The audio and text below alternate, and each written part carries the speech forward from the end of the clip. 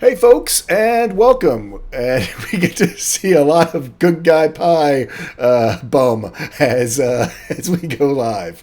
Anyway, thank you and welcome for joining us.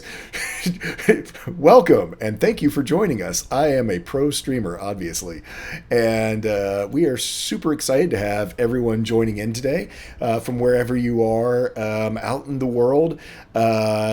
We're going to try to keep you entertained and tell you a little bit of a story. We're into our third year of this campaign that's been going on. All of our videos are available on YouTube if you are so inclined. There's also highlights and other stuff out there. But hey, there's new Titans out there and some other familiar faces. I see Mishimi as well.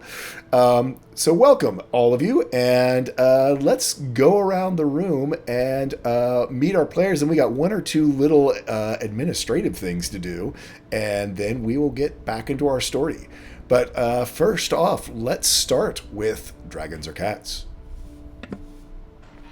Hello everyone, I am Dragons or Cats and I'm coming all the way from nice and dark under the world, Australia, and I'm playing Vidar Lightburn, the Hexblade Warlock, technically without a patron, and it's just a well of, not a well, but more like a busted battery. It's a rock. It's a rock. Well, no, it's not even that. He kind of is. He's trying to bind himself to a new patron, and in the meantime, is basically got a kind of a substitute, kind of meh, whatever. Here, have some magic, but like none of my cool other stuff. I'm a really bad car salesman, is what I am right now. Next up is Templar Warden. Hello, I am Templar Warden. I am the picture user because my camera is broken. I am playing Hidden by Axel, the Tabaxi wizard. Yeah, I'm a little tired, I just got up. I'm visiting from below Australia, so... Down there in New Zealand. Yeah. Cool. Next up, we have Bird versus Plane. Hey folks, I'm Bird. I'll be playing Iska, the half-elf bard turned gunslinger. Next up, we have NNG9 from up in Calgary. Yep. I'm NNG9. I play Lunar, Water Genasi Monk. This is Rock, who is actually pretty camera happy, not camera shy. Weird for a snake. And last but not least, Good Guy Pie. Hello everyone, I am Good Guy Pie and I will be playing Luck Goldheart, Adventurous Sword, now all the way from Elevation Pit. And me and Luna agreed on something. It's weird. It's weird. Like, for the first time in 129 sessions, they're like kind of like... I don't even think that's an exaggeration. No, it really is not. No. I mean, literally, all the way, other than... No, it's not been... like, unless you count, like, agreeing what to drink. No, even then. No, because she's water. She's water, you're alcohol. No, it's pretty much... There you go. I mean, maybe once or twice you've attacked the same thing, during a battle. Maybe, but even then you all usually split, so... Yeah, well, but agreement has been made, so now we know the world is ending. Yeah, well... Apocalypse is nigh. We'll get to that part after. I say who I am. Hi, I'm Tall Squall. I am your host and your DM for this crazy wild ride that we have been on. Like I said, we've been doing this for 3 years. It is in a homebrew world that I have been creating over that whole time. It all started with a seed long ago. And stay tuned, as I am, during my self-isolation, been typing a whole lot on the keyboard to try to take over 100,000 words of notes for the last 3 years and turn them into something so other folks could maybe enjoy this world. So stay tuned, as we might be having some stuff drip and dribble out into that didn't come out right. We might have some early releases, some alpha releases. I'm just going to leave that alone. Anyway, hi, I'm Tall Squall. Welcome. We do run our charity 100% for a stream. We do run our stream 100% for charity. And because I apparently am a stumbling, bumbling fool because I haven't had my beer yet, I am going to hand it over to Bird vs. Player, who's going to tell you all about Game to Grow. Hey folks, Game to Grow is an awesome organization that uses role-playing games like D&D to help folks who are on the autism spectrum or who have issues with socialization to, one, give them a comfortable space to explore their own feelings and emotions and be able to kind of voice some thoughts and experiment with their own ideas in a safe environment, and also encourages social development. It's an awesome charity. It has great reviews, great success. You can check out the website down low in the doobly-doo. If you can donate, awesome. If you can't, awesome.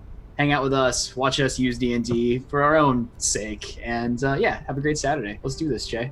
So, we do have one piece of business to take care of because I caught up with the swear jar and the subscriber donations, and we are now sitting at $730 in the spell bank. So, unless you all want to cash out on Gaius, we get to roll for a level 7 spell. So, unless someone's I think we roll again. Yeah. Yeah, let's roll again. Come on, let's have a little look. Let's take a in let's other dip our really toes fun into 7 news- level. I'm stuck in the house for 14 days. Mm, Yeah. Yeah. yay. Hey, I just got the news. I can't go out of my house. Oof. Is that? Do you have, did someone test Guessing you positive traveled or somewhere? just My mother's PA at work. has tested positive? Oh. Yeah. Ugh. So Some streaming in D&D with Good Guy Pie coming soon to a internet near you. Have you guys ever wanted to see a man lose his mind over 14 days? I've got It goes quicker nothing than else to do now. If you do. So, Nope. Plenty of D&D. 24-hour stream. so for that, we'll let Good Guy Pie roll for our spell for our level 7. Roll me a D2. We do use good old D&D Beyond for all of our referencing stuff. So on a 2, I need to count up how many spells are on the second page of level 7 spells. Ooh, it's okay. So it's only a D6. Okay. Teleport. Whee. Teleport. Another teleport. And it is another teleport spell. Oh. So how are we getting to the device, So- guys? So, So we've got 2 now. We No, now We have- get that one. We got options. we I will give you all the option. Would you like to re-roll or keep a teleport? Oh. Because let's see, because we didn't use our other teleport. No, right? Nope, 'Cause you've we did still the- got We one haven't used teleport. We still got sitting. Now we have convenience. I'm just We don't have saying, desperation. we pop into the device, all of a sudden, drop a ritual, bow, deuces, we out of there. That's how sick I would mean- that be? That's true. We're not Show popping up, into wreck the stuff, vice. leave. We're not going to magically appear anywhere near the vice. But that would also mean trying to cast teleport in in the the vice. So- Yeah, It's been 3 years. We roll the dice. So, just a note, we still have, how many days are in April? 30 days in April? 31 days in April. Yeah. Anyway, remember, you still have 34 days to potentially to not cash this in and make a level 8 or a level 9 spell. If we hit $1,000, it's a level 9 spell. Level 8 is, True. you're $70 away from hitting a level 8 spell. So, since you are, so there is that, instead of jumping right into the old teleport, which I understand is very attractive in a world where teleportation generally doesn't work, but we have said that all of our spells are vice attuned, so theoretically it should That's work right. as normal. I mean, there's still rolls involved with a teleportation One- spell. teleport. Yeah, absolutely. Teleport, but on the other hand, level 8 spell. Or a level 9. I mean, I think we it's hold on to it and see you later. Yeah. Oh yeah, yeah. I think decision we- doesn't we'll have to be hold for made now. right now. So, Right. cool. Alright. So we'll sit on the 730 in the spell bank. And so for folks who don't know that, you can either shop down, well, actually, when you shop down below, any dollar amount that you want to put into the spell bank, you can put into the spell bank. It all does go 100% to charity, just like everything else. That's also where your subscriptions go each month, and where the swear jar goes if we swear. So I think with that, unless there are any other announcements, we will go ahead and jump into our story of the Vice.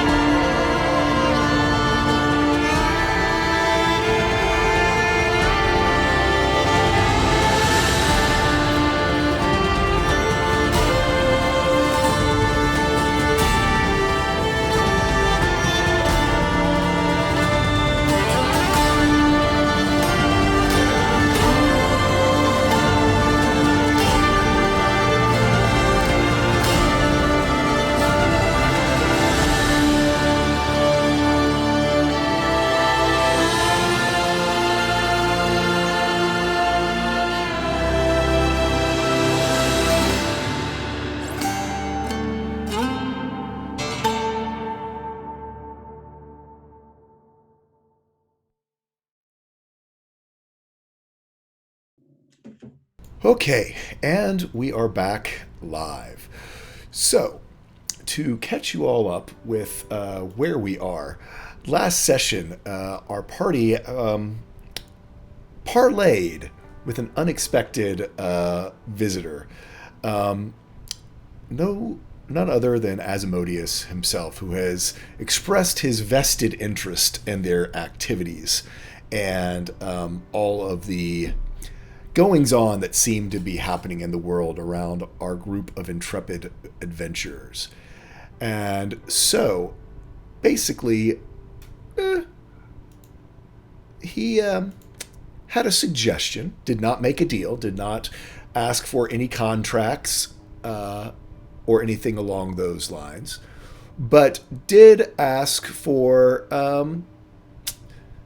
basically some accommodation, we'll say, to allow him to get his business done with, and once he was finished getting what he wanted, that then he was fine with the party doing whatever they deemed that they wanted to do with some of the key players involved in his scheming and plans.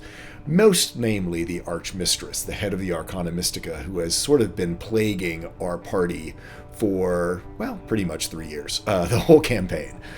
So the party, for the most part, said that that would be acceptable, except for Cilia, who was extremely upset by the idea of having any more dealing with the devil, as she is already under contract with Asmodeus to lift basically not a finger against the Archmistress, as he kind of determined before a couple episodes ago that she, in fact, might be a wild card. So he basically got that loose and tied up way early before then just making a friendly suggestion to the rest of the party. Luna conveyed to Asmodeus that this would be acceptable, but reiterating that when all was said and done, pretty much that bitch is going to die. I'll put $1 in, yeah, and drink. But so that is sort of where we left things when people started to rest.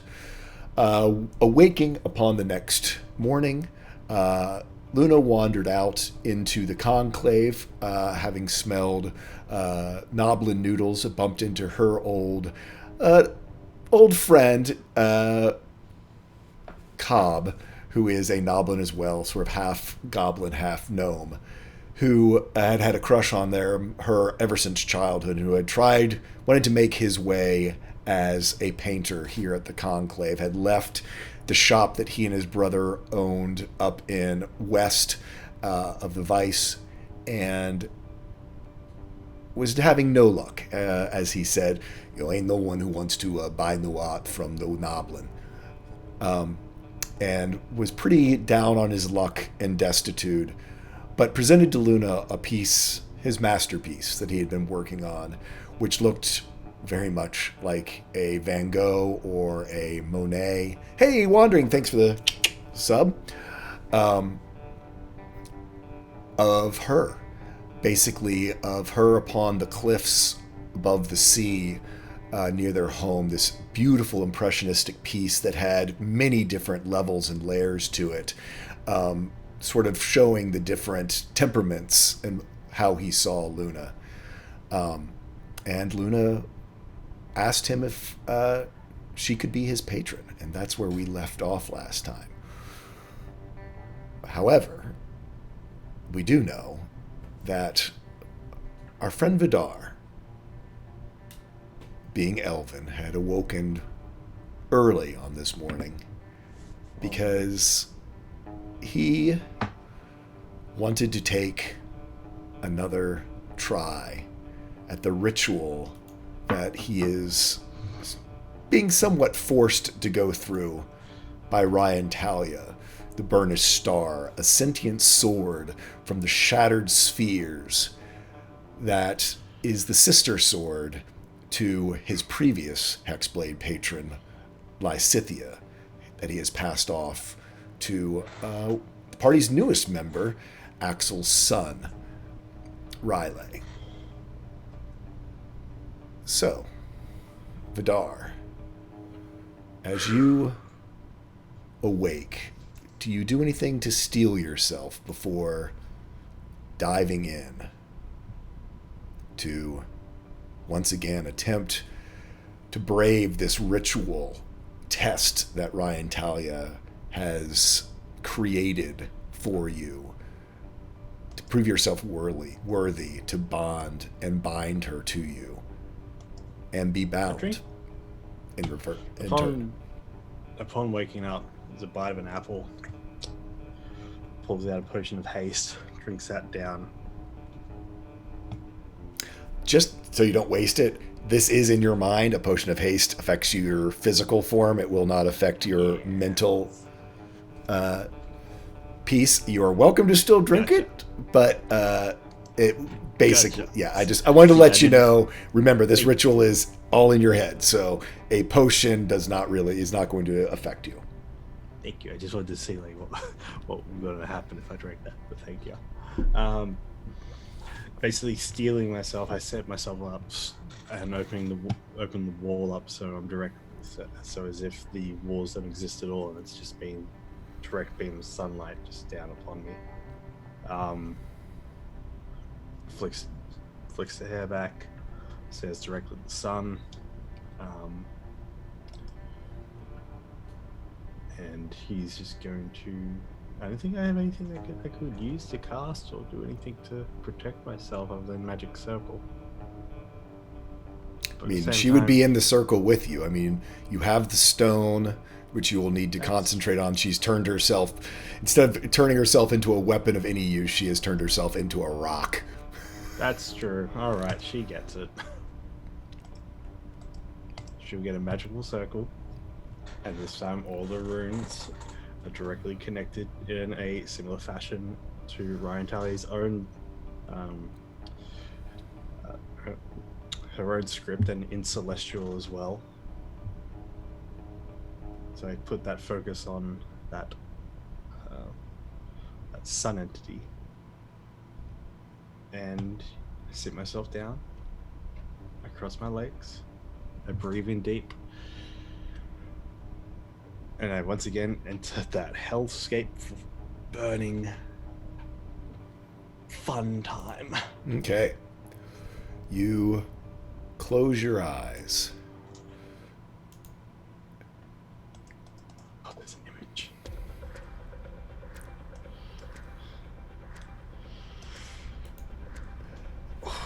And you find yourself immediately, as you close your eyes and begin to bond with Ryan Talia, before you can even open them, there is just this wave of heat that hits you. It all but singes your eyebrows, your breath as you inhale it. It all but sears into your lungs. It is oppressive, yet you know there is still darkness around you, as far in the distance you can first see the beginning of the rising sun. You can see that this is in fact back where you began the last time. This planet, the place that your previous character, Iskrin, once called home. The place that was destroyed and shattered by the spheres. A place where Ryan Talia was the goddess of wrath and the sun and strife and famine. And as you find yourself there on this barren, desolate rock with razor-sharp protrusions of rock all around you, you know that she is coming, and your test is upon you. I need you to start off with a willpower charisma saving throw, please. Big money, no Emmys. 27. On a 27, you are prepared for this. You knew this was where it was going to start once again. And you look up, and you can see just there on the far horizon this little bit of lightning of the sky as it begins to arch through the stratosphere above you. Ryan Talia, what would you like to do? I swell up as much magical energy in myself as possible, and I use Scatter to give myself a 120-foot boost directly there, if I can. Okay. Mentally. Yeah, you feel the magic take hold, pulling upon the magic that has been, this wellstream of magic that has been given to you by the Duke of Sunsets. There's this weird juxtaposition as this archfey of sunset and this goddess of the sun trying to rise over the horizon. Those two forces sort of blend. I'm going to have you do... Actually, I'm going to use your willpower there. Your 27 willpower save lets you cut through this dissonance of the two pieces. Oh, hello, we've got a Jeanette. pause for one moment while I fix our screens. He basically uses the air that quivers around from the heat to bring it in. Ooh, we can hear you. Thrusts himself forward. We can hear you. Hello. Hello. Do me a favor and introduce yourself. Okay, hi, I am Kira Druid. I play Celia Rollerin, our High Elf Rogue. I am currently driving, but I'm safe because I have Bluetooth. We're good. The Han's free. Ooh. I've been here since right? You're not just seeing my nasty car. No video. no. We we can't can't see see. anything actually. Yeah. Yeah, it's just we can just hear you. Stand by, folks, as I'm doing this live, and I need the extra room so I can't do it the way I would normally do it. There we go.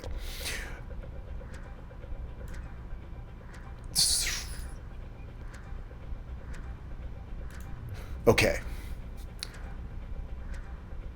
So, I'm sorry, I was doing things. Describe to me what you do as this scatter spell twists between the forces of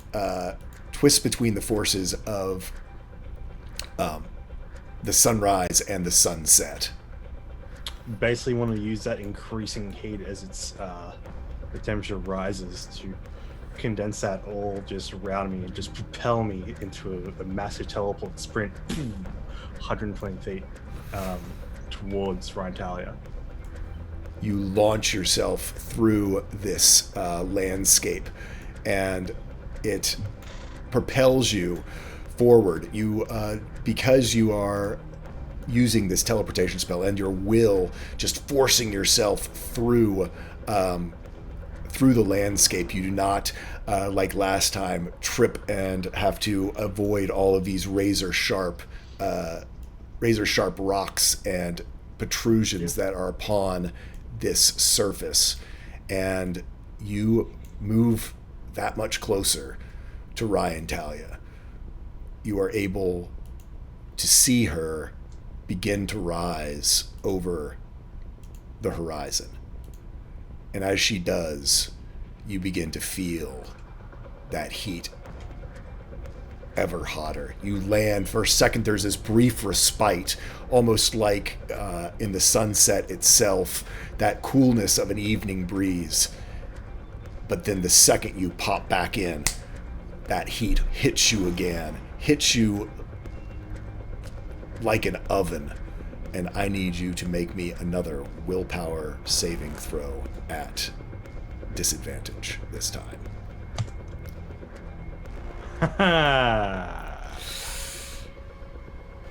On a natural 1,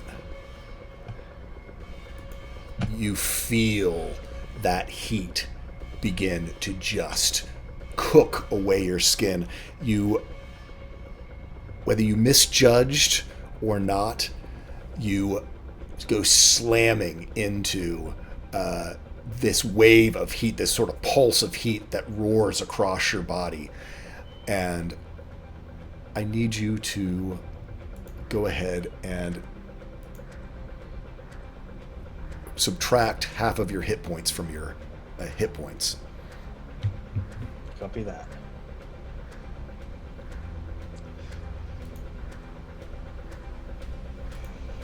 $52. Is that hit point total? That is not hit point total this time. This is your actual hit points. Copy that.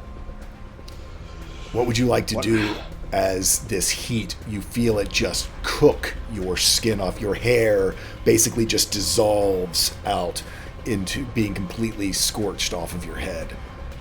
Okay. Tell me if this can happen or not, but could I pull the Sphere of Winter's Wonder out? You reach for it, and it is not here. It is. This is again this projection of your mental being into this space that has been created by Rhyntalia.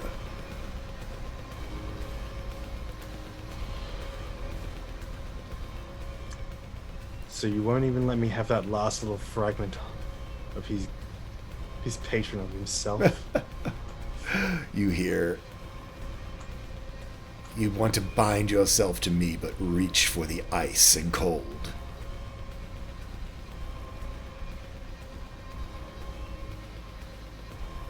I'm going to shoot for the stars, and then I'm going to start running as fast as possible towards her, and I have no idea how anything else is going to work. As you go running forward, And I'll throw up a dimension door to get even closer towards her. Ooh, okay. So you're going to run your, 30 feet, and then Yeah. cast Dimension Door to jump you forward another 500 feet. Go ahead and roll me. I want to use that natural one on you here, but I'm going to. I already took half your hit points away. So roll me an Arcana. Roll me an Arcana check as you try to gauge where you're going to come out the other side. On a 19, you feel, whoop, and you feel yourself thrown forward again. Again, because you have opted from trying to navigate over this surface. You do not have to try to avoid all of this harsh terrain and the amount of damage that it can do to your form in this place. And you find yourself thrown forward another 500 feet. And as you do, the sun rises over the sky in front of you. And you can see now Ryan Talia's form, its full glory and terror as it breaches over the far horizon and begins to burn at you even hotter once again. I need you to roll me another willpower at disadvantage. I got this. Oh, thank God. On a I don't 20, trust Vidar. on a 25, you come out of that dimension door just braced to be assaulted by her once again. You see her there above this ridgeline, burning down at you. You can almost make out her grimacing face within there, this visage of pure wrath and heat burning down across the landscape that is her domain. What would you like to do? How far would this sun be away from me right now? It's hard to judge. It is huge. This ridgeline is only probably 50 to 60 feet in front of you, and it's because of the sun just filling the sky. It's hard to tell whether it's right there or whether it's a universe away. Alright. I'm going to do another dimension door, and then you tell me if this is too insane or not. How are you doing a third dimension door? You've scattered. Second. You scattered and you dimension door. scattered That's was 2 this- spells. Do you have 3 spells now? I have 3 spells and a 6th level spell that's free to use only once per day. So for a total of 4 spells. But is one of them in your pearl? No. No, you're okay. Sorry, at 12, I forget how many. Okay. You finally got a third spell. So you only having 2. Yeah. Okay. I have a max total of 5 that I can use. Yeah. Luckily, because. But of yeah, that you don't ring. have the pearl because it's not really here. But okay, cool. So yeah, Right. So I have 2 left. You tell me if this is too insane or not. I do that. It's gonna be a 2 action combo here. So you tell me if you want me to do a Okay. check or something. But he's going to dimension door up and over and past that ridge as close as he can get to the sky, even if he has to fall, even if he has to go up into the air. But he's going to go up and over and beyond that ridge. He's then going to, if he can, send his will out to Ryan Talia and try to earth bind whatever this is to whatever Ryan Talia is to bring that into him, to bring that down. So instead of him chasing into her, Okay. he brings it in. He brings it into him. Okay. Roll me an Arcana check as you dimension door out beyond the ridge into sight unseen. On a 9, you run forward your 30 feet, the dimension door opens, and vroom, and you, as you step through, even though you're incorporeal and normally you can't see the transition, you see yourself basically phase through this image of the sun and out the other side, and the door opens, and you are hanging in the air over a steep amount of scree and rock that is below you. Basically, not only have you gone out past the ridge also was not a true cliff face, but it was pretty darn steep. So you find yourself hanging in the air as you look around you to try to do this combo of trying to do Earthbind. Do me a perception check. On a Good natural work, one, Vidar. you can't help but feel that how high up you are. And the other thing that really distracts you is the fact that whereas before you were this sort of projection of yourself, you find yourself suddenly corporeal with weight in your body. It is injured from your previous encounter with the heat. But whereas before it was a battle of the mind, you now feel as this is going to be a battle of physicality. I need you, as you're hanging in air, you begin to fall. There is no thing to grab onto. What would you like to do as you start to fall? It is a long way down. I need to get get I my need, sorry, final- I need to get out a pen. I've got to do some math. I use my final spell slot and cast Dimension Door again. Do me an Arcana check as where are you aiming for with this dimension door?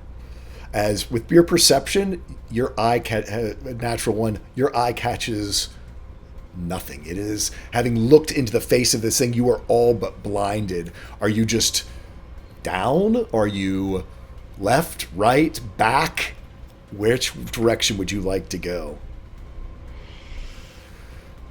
I'd like to go back up to the top of the ridge. So you're going to try to go backwards. Basically, you dimension door, you look around and you're like, oh crap, and then back the other way, basically try to land back. Because you said I went through this corporeal sun, didn't You I? did. Yeah, alright. I go back to that ridge, or let's go back to the start of that corporeal sun. Okay. Go ahead and roll me another Arcana check as you try to land yourself back If on I get solid one ground. more natural one, Not a natural 1, but close. A natural 2. On your natural 2, you find yourself back there at the top of the ridge, teetering on the very edge of it. And I need you to make a dexterity saving throw as you lose your footing and immediately start to slide down this scree. You see Ryan Talia burning there, this illusion of her, which affected you mentally before, but this version that was at the top of the ridge does not seem to affect your physical body as much, but you are sliding down this razor-sharp scree. how far out away from me is she? It is this illusion is just basically because you've touched it and been through it, there's just an illusion. You do not see actual an actual sun in the sky. The sky is lit up by this, but you see no actual form of Ryan Talia other than this illusion. Especially with your perception from before. All right. So I need a dexterity saving throw as you start to slide. 17.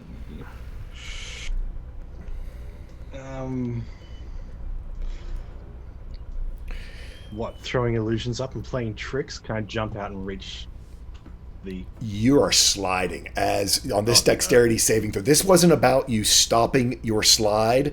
This is about you trying to somehow control your fall, and you are not doing a good job on it. You are going faster and faster, sliding down this scree.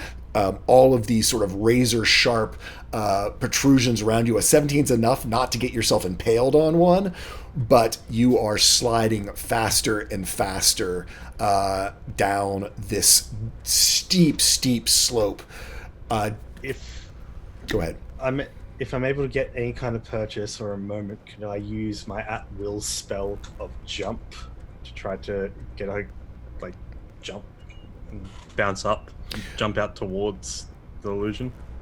The illusion's behind you now, up already probably 100 feet behind you as you're sliding down the street. The illusion basically was like this flat pane illusion, set piece of a sun that you stepped or now fell through to the other side, sliding down this scree landscape. Right. If I can get purchase, I'll just stop myself from sliding. Can I try to try to get purchase? I need you to roll me another dexterity saving throw. Natural 1. I'm calling it. 13. On a 13, you keep sliding faster. You realize now the gravity being so much more in this place is making you go faster and faster, accelerating down this scree. As you look around you, you can see this sort of gaping cave down below you. You see it standing. You see it there below you. You know that from your time here as Iskrin that there are many of these such caves, but usually they are these sort of straight shafts down into the planet's interior that to go sliding at this speed off the end of it, you are going to plummet hundreds of feet onto sharp, unforgiving stone below. As you keep sliding as a 13, I need to roll you. You actually do hit one of these protrusions and take 13 hit points of slashing damage as you go sliding past it. And as you continue to slide, heading towards this cave faster and faster, you know you've got basically one last chance to try to somehow get yourself slowed down. I need you to roll me another dexterity saving throw. Unless there's something else you would like to try to do to assist in getting yourself stopped. Yeah, I would actually.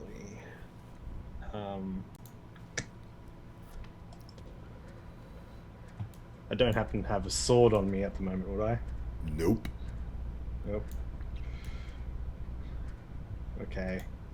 I can't use otherworldly leap or jump to really get any purchase. Unless I just jump out. That won't work. Nope. Nope. Alright. It's all on the dice.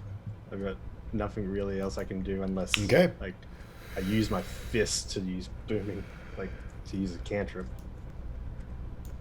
No. You're welcome to try whatever you would like. This is you trying to figure out her test. Or you can save it. Yeah, I doubt that. Could I cast Eldritch Blast in a way that would, as I'm rolling and sliding, since it's sending out force in an opposite direction, kind of use it as a recoil effect and to kind of slow my momentum down? You can certainly try. Give me an Arcana check at disadvantage because this is a very weird use of Eldritch Blast, and usually when you cast it, it's not like it throws you the opposite direction across a room. On an 8, bolts. you shoot off some bolts, slamming into the rocks. They explode, but it doesn't seem to slow your fall. I need that dexterity saving throw. 12. On a 12, you slide off the end over top of this vertical shaft, and you feel the full weight of this giant planet from your past pull down on you, and you begin to fall. I need you to roll me. Oh, well, I'll just roll him. I'll roll him. As you fall, you can roll me a intellect check. 3, 2, 1. Yeah, I'm dead. Pretty much, yeah, you know that this is about to end badly. Do you have any last things that you go through your mind on this test with Ryan Talia before you take 96 falling damage?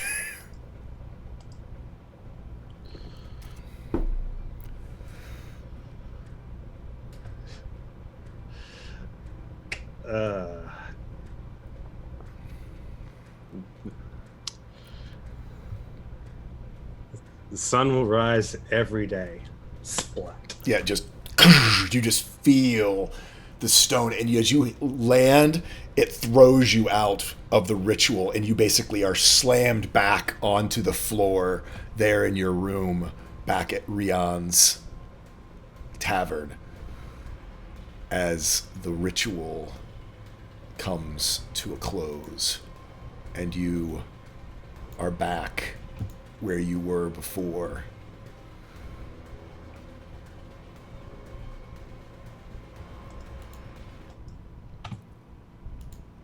Standing in your room, and I need you to roll me 1 hit die.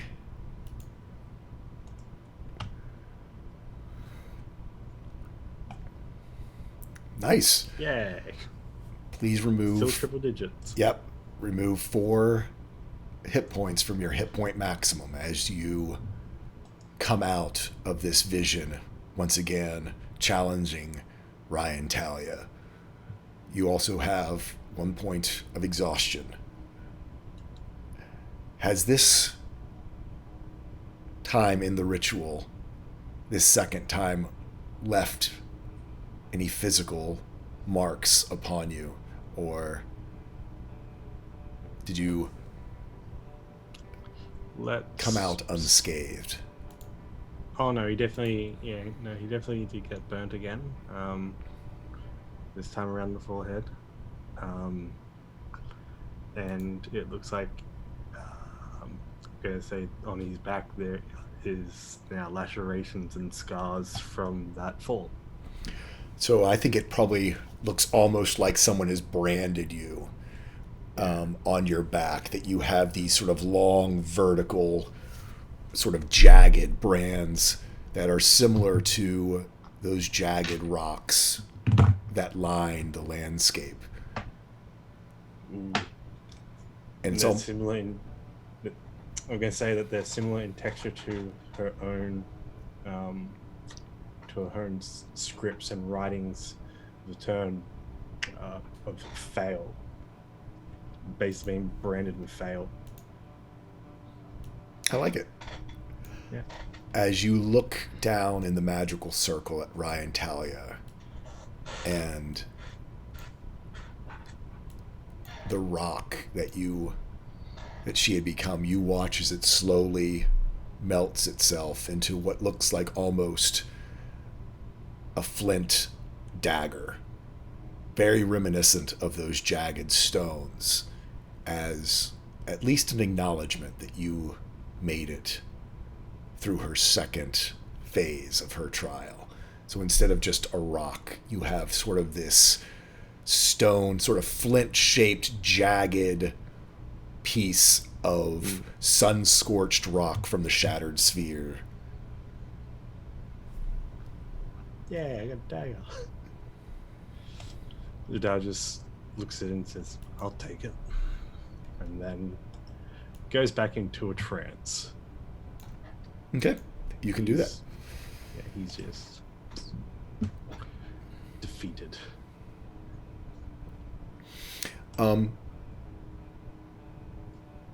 Next up, we'll bump back over to Luna in a little bit. As Iska and Luck come awake in the tavern after Asmodeus, do you all stay in your rooms? Do you come downstairs? How do you start your day?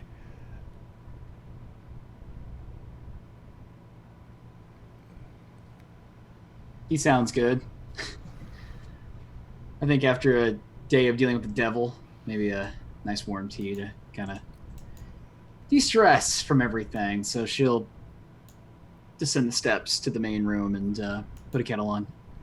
As you descend the steps, as it's not been 24 hours yet, there's Asmodeus sitting in the chair by the fire, still reading, looking quite comfortable, having made himself at home, this unwelcome guest within your current residence.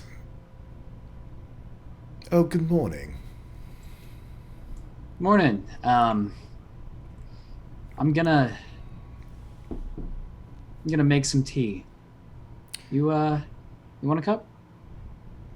That would be most appreciated. Sure. And she'll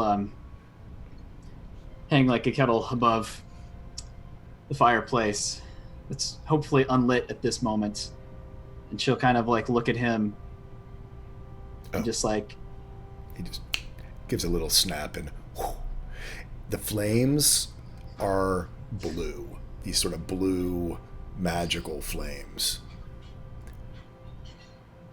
I think she'll just kind of giggle to herself a little bit. That's all she wanted really, was to see this devil man, if he would actually go along with making a fire for her. So Is he a crybaby? man, that show. Yeah. I think she'll just kind of take a seat, maybe like not across from him or anything necessarily, but definitely not like blocking off from him or anything. Yep. And just kind of flump down in it. Yeah. And yeah. You can sort of see there's sort of these two sort of chairs, as there often are, sort of like right in front of the fireplace. He was in one of them. You know, and they're sort of somewhat angled out towards the room, and you can find a table that's a little distance away to sit there and kind of flop down in. And as your tea comes to boil, you can, allow me. And you can see sort of this demonic sort of mage hand go over and just curl these long demonic fingers around the kettle, right over the flames, pick it up, and come over and pour out the tea for himself and for you, and then it floats back over and places it back down. Sleep well. Not too bad, I guess. You slept at all, or just stay up reading? What does a devil read? Don't care for sleep much anymore. Oh, current events. See what's going on here. There's many worlds other than this one to keep tabs on. Any good news? Hopefully not. He gives you a really evil smile. Just sip my tea. That's Luck, are you arriving or staying up in your room? I like to imagine he opens the door, sees Asmodeus sitting down there, and he's like, just 5 more minutes. So, Asmodeus looks to you and... Singer of the Fates, I believe. That's what some people call me. Yeah. As I told you, I admire your work. It's just chaotic enough. Has a chance to go good or bad. Like a little more order in my world, but there's always a plan when I try things. Sometimes the plan works. Sometimes a different plan is made. So, what are you planning, Iskatol? No worries. Still hospitality for, a good 5 or 6 more hours. It was about lunchtime. Do not divulge to the devil. Do not divulge to the devil. I am planning on seeing this out with my friends. After that, who knows? I think I'd like to travel a bit. It's a place far away I think I'd like to see. You are quite the talented performer. Yeah, no, I've been very lucky with the gifts I was given. How about you? Do you play? Actually, I do. Oh, yeah? I've always was wondering if it came down to the fate and the devil, who might win. Care to have a wager, a friendly wager, of course, perhaps for a new song? That's a mighty offer. What would you want put up for that? I mean, you're this all-knowing, omnipotent being. Just no coy, no cryptic nonsense. What do you want? Well, no cryptic nonsense, of course.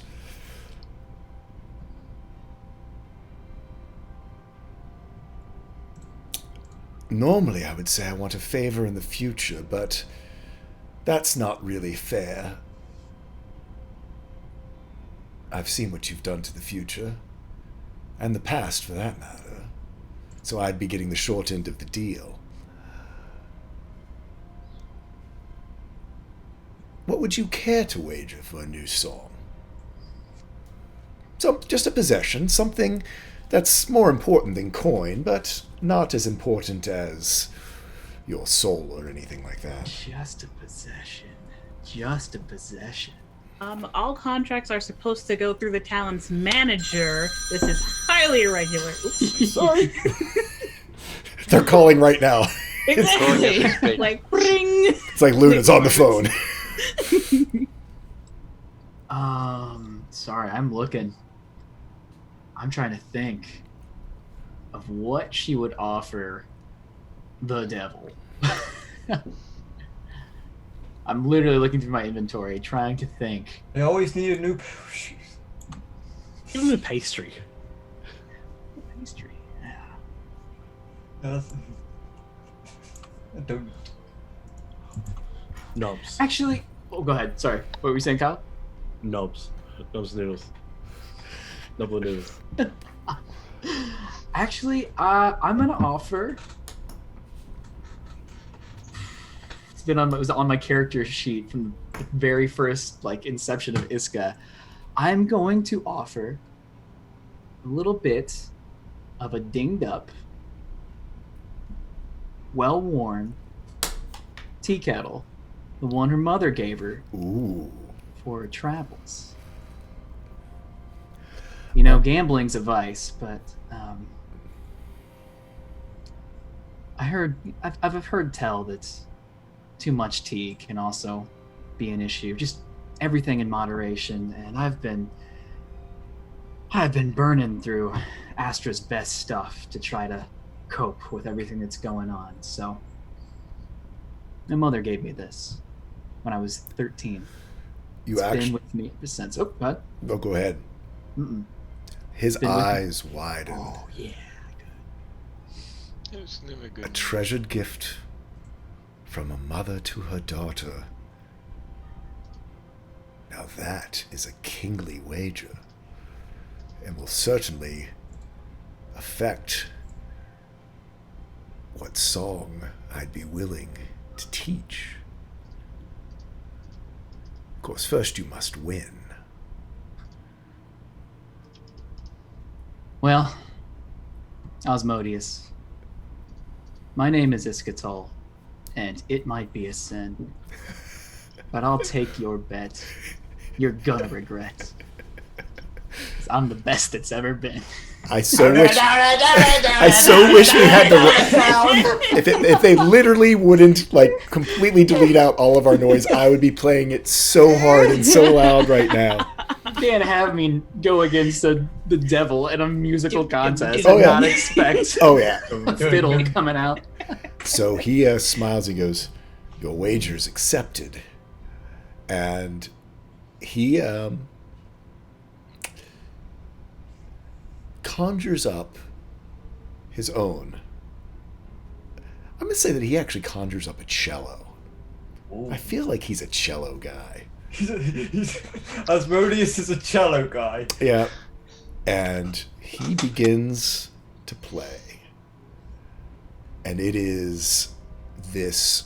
begins as this sort of not what you expected, this kind of glorious, almost angelic, celestial sounding song, high up on the cello so that it almost sounds as though it were a violin or a less bass and full instrument. And then he gets this part of a fall, and where it drops down into the deep bass notes as he begins to play. And you realize this is a bit of his story, perhaps, that he is playing. This is one of his own compositions. We'll see. I probably should have rolled first, because now watch me roll crap. That's why I had him go first, though. No, not 30d20. Yeah. Cheats! Big cheats! Whoops. And as he's playing, let's see. Oh, on a natural 19. He's good. He is good. You can see why the devil is known for his music. This is a phenomenal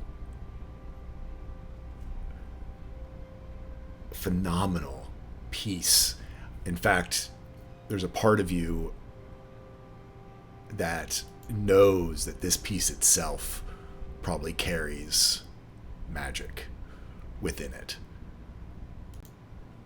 So, he comes to a close of this song, of this composition. Iskatol, he smiles at you. So, Iskatol, what are you going to play? And your wager with the devil? Oh, I think I'm gonna lean all the way in. I don't know why I'm saying she's gonna lean into it. I'm gonna lean into this. She's gonna Go play one of her mother's favorite tunes, which was this jaunty little piece that spoke of some sort of trickster god appearing to a man out in the middle of the woods and the battles they would do back and forth. And she's, of course, going to put her own Iskolian flourishes on all of it and really draw it out and make it just be, I don't know how else to phrase this, but the most gloriously obnoxious piece of music she possibly can. Okay. Just to show off every lick of talent she has in her. And we're going to see how this goes. Played the first song that came to her head. It's the best song in the world.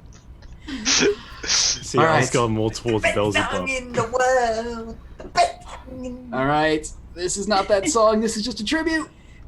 Oh, man. Oh, Inspiration! Inspiration? Come on. You are level 12. You can spend an inspiration on yourself. Do it, do it. You know I mean, what? if there's You going to know be a what? time, I'll That's take it. I love it. You know, I'll take That's- it. Yep. if there's That's going to be a perfect. time to use it, it's when you're putting a fiddle up against the devil. I think this is I like I it. love this story. Tell me about this reel and what's that last little thing that pushes you? The devil knows he's won. He's staring you down and knows you're damn good. He knows you're damn good.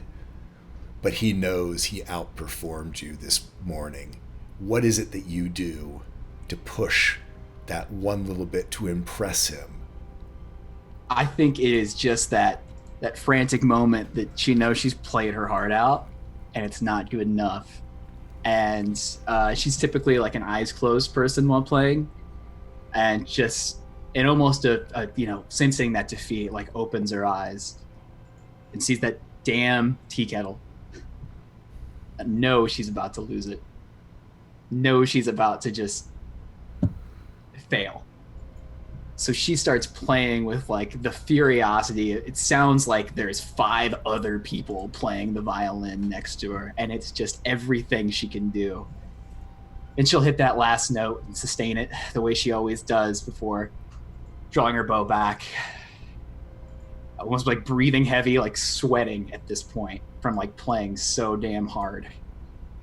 And just kind of like look up and like meet his eyes. And he looks at you and goes,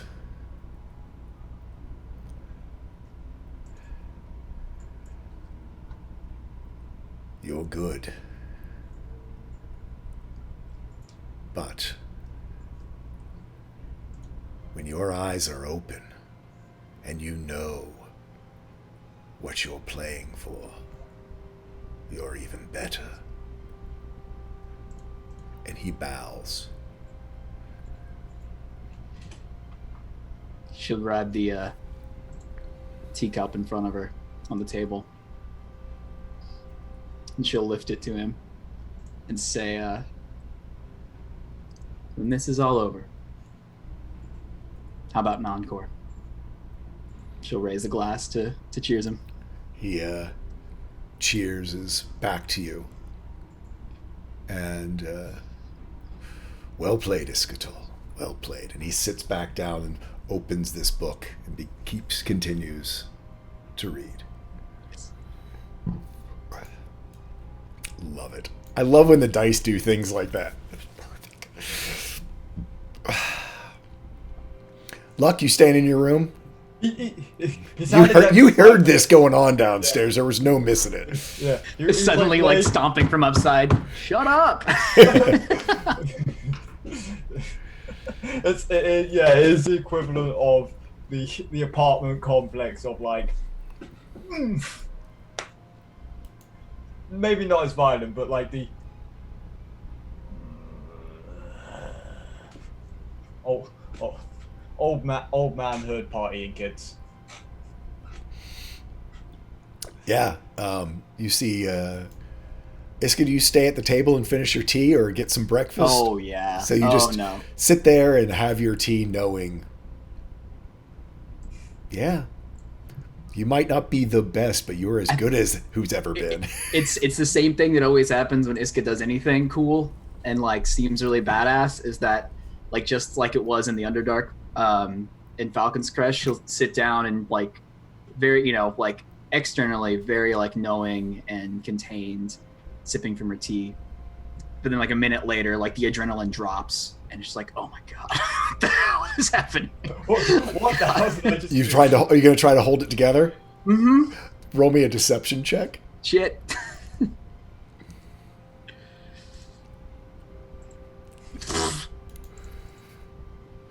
On a 13, he doesn't realize the depth of how much it affected you.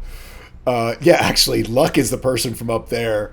You realize that Iska's actually is holding it together pretty well. The devil, I think, a little bit still shocked that he got outplayed, is kind of probably thinking back over his own performance. And Luck, you're upstairs just going like, it's almost as though you're watching a play between the two of them of what's going on down there.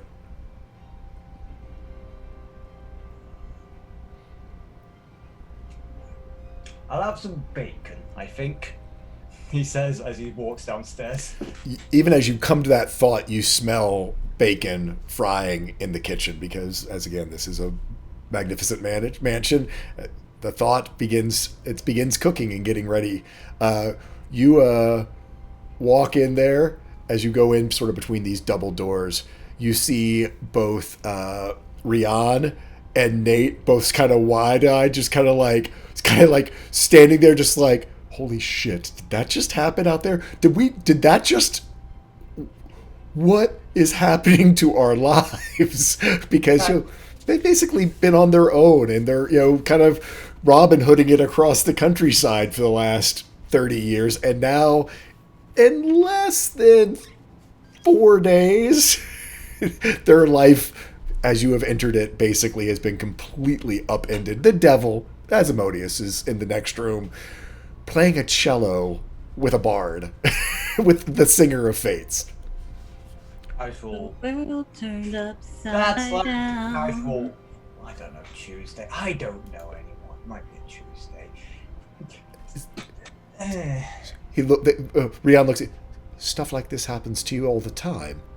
I wish it didn't. How do you possibly stay sane?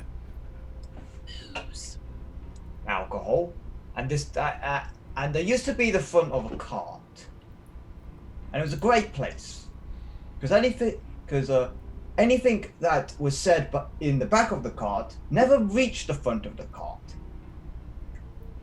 I keep that front of the cart in my soul.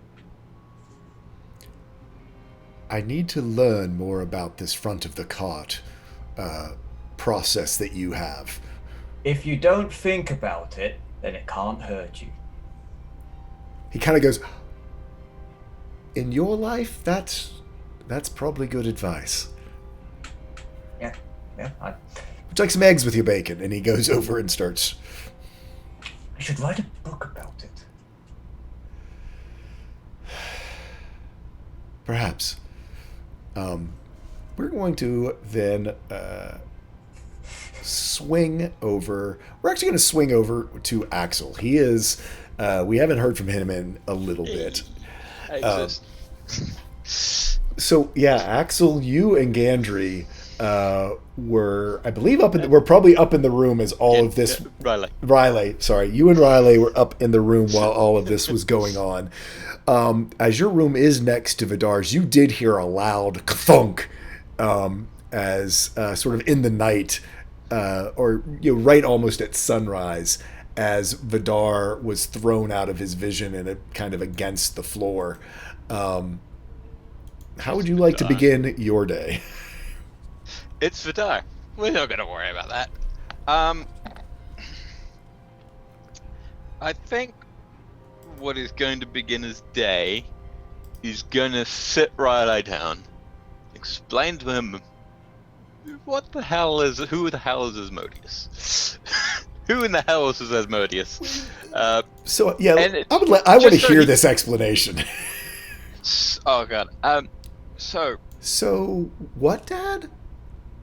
There's a lot of bad forces, creatures, evil in the world all over the place.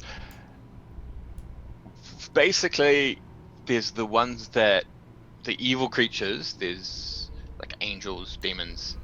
So the evil creatures that like follow the rules, and then there's the evil creatures that don't follow the rules, and then there's the ones in the middle. The most evil creatures that follow the rules, devils. Or devils are the creatures that it works both ways. But the most evil of them, and the baddest of them, and the most powerful of them is the one in charge. That's the man downstairs. Okay. That didn't work, did it? No, this is too early. I just want to make sure. You do notice that he does basically have the beginning of a goatee that looks very much like Asmodeus's this morning. I mean, he's man, that's his. Yeah. So, look, he is an evil person, without a doubt, without any sort of maybes. He is evil, and I want you to be careful about this, okay? If he's still downstairs. That's all. That's all. Don't worry. But everyone else is around, so stick with him. I don't care about the facial hair. it's. Don't. You Oh. get someone else's opinion. Got better opinions on this. So Okay. he's evil, but he's cool.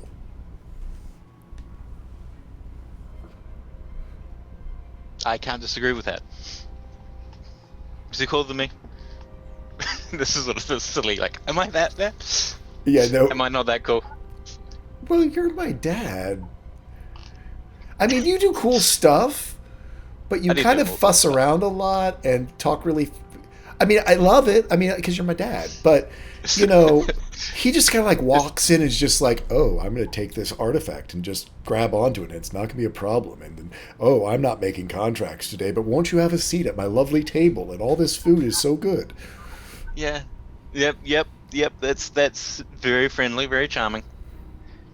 Hey, lessons to be learned. Of just don't do the evil part. Just do the cool part. So it's possible to be good and cool? Because, I mean, Absolutely.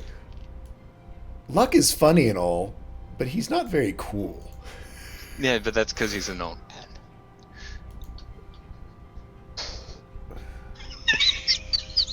He looks very confused now.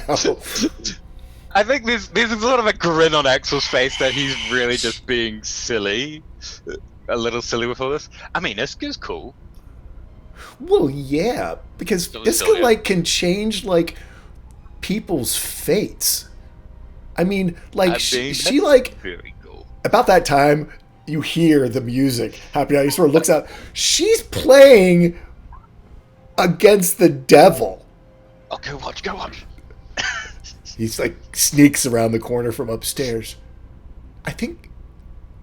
Oh no, she's not going to win. Oh wait, Dad, I think she won. Yeah, he was sort of just listening. I'm very glad about that. Wait, do you think? Oh, was it going to be something terrible? No, but it's the devil. I don't think he's trying to be like. If this sort of somehow makes it downstairs, he's not concerned about if anyone can hear Yeah. this discussion. He's big bad evil. Right. He plays a mean cello though. I did hear it. Did sound very mean. Okay. So be cool, but good. Don't be bad. Okay. Yes. Good words. Got it. Words to listen to. Yeah. So you've got lots of wisdom there. I can learn a thing or two from you. You know you could. And he walks out the door, and with the weirdest sort of long, slow stride, Oh yeah. he's like kind of like trying to be, kind of to strut a little bit, but he's got this big, stupid grin on his face, trying to look friendly like Luck, and he like comes kind of strolling down the stairs. Oh, no, baby, what Staying are you Alive by the Bee doing? Gees. All plays in the right, background. you rolled a stick. He rolled a 6 on his charisma check. I- It is the worst parody of cool, good, awkward teenage, half grown in goatee, just mess. He is just a love the boy. walking disaster as he is trying to look cool. On a 6 charisma, he definitely trips on the stairs. And Iska, you see Riley making his morning entrance. Axel, are you following him? No, Axel's sort of watching from the top of the stairs. He hasn't done sort of his normal morning routine. This is sort of he got woken up by Axel, by Vidar. And Hey, went Iska, back to sleep. how are you today? Riley goes as he slips down the stairs and then catches himself. And he like pull up- totally looks at Asmodeus to see whether Asmodeus caught him. Asmodeus totally caught him. That he Did you pull a muscle or something yesterday? You're walking like you've got like a lurch in your step. Are you fine, or do you need healing? Oh, man. Axel, your son's going through his awkward teenage phase that I went through. I went through it as well. I don't think I ever stopped, and then it sort of just disappeared in the end. Dad, That's and then fine. you just see him just run. He goes breaking through the doors into the back. Oh no, he's fine. Have some bacon. Enjoy. Have a meal. I need to Luck. I need to make a delivery to Drow Mansion. Yes. You are right. We should. I just want to get it done over earlier, and then. We should deal with that now. Yeah, I just want to get it all done. And We'll go do that now. Okay.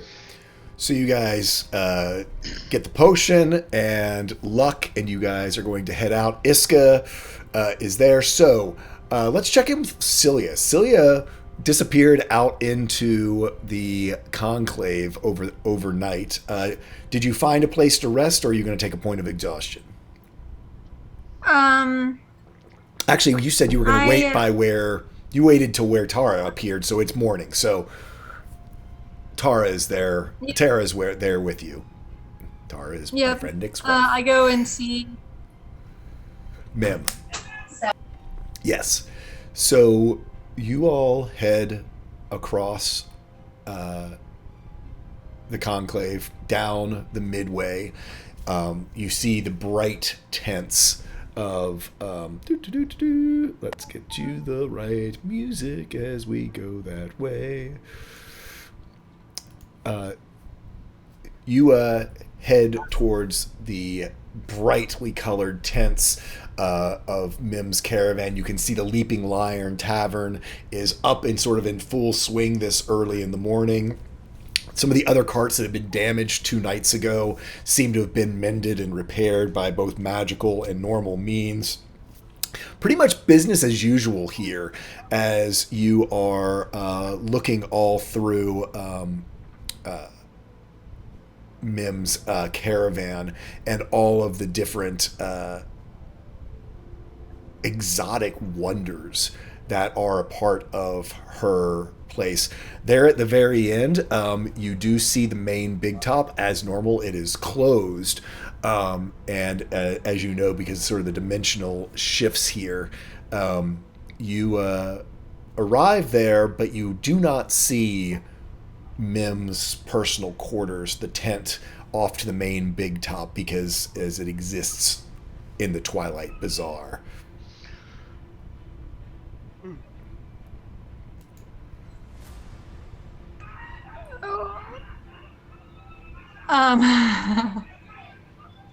Goodness, that TV's loud.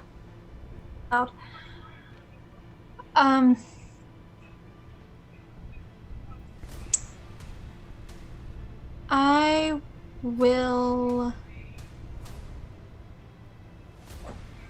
That is not the music I was wanting. Sorry about that. Go ahead. Yep, sorry, I'm trying to get logged into Roll20. Not Roll20, Twitch. So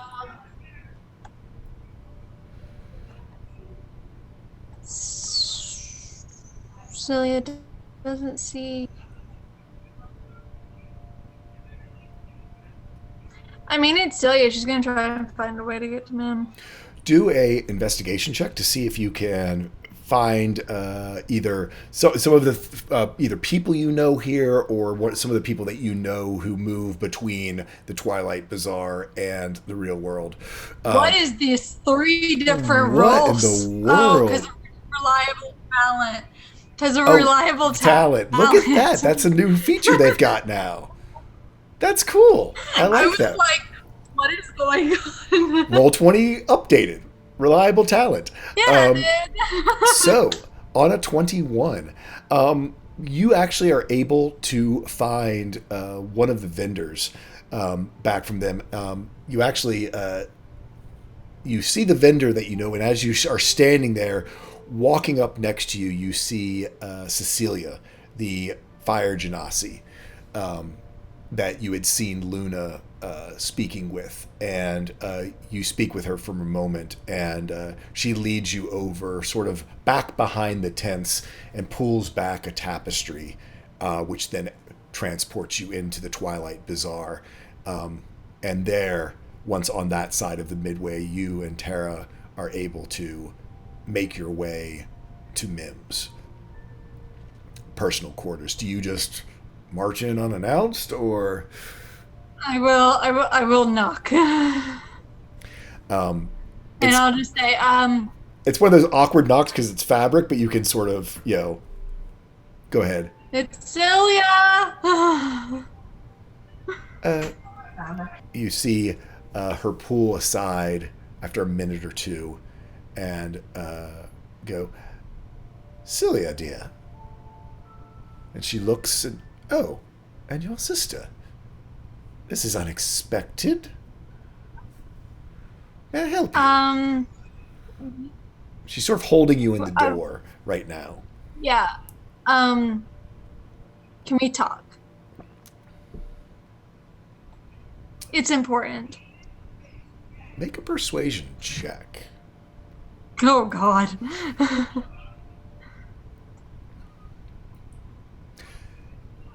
This isn't one of silliest things. She looks sort of back in the tent and then back at you. Now is not really the time. Celia kind of scratches like the side of her neck and just says, he's here.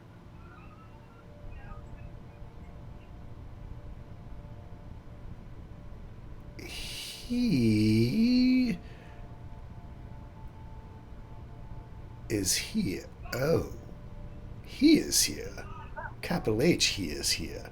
Oh, come in. And you, she opens up the flap, and inside, you can actually see that the Duke of Sunsets is having this wound in his side, being treated by some healer who is in. So he is basically tiefling with these horns, these giant ram horns, crystalline sort of in nature, and you can see these horrible burns across his torso that it seems to be there's two clerics there trying to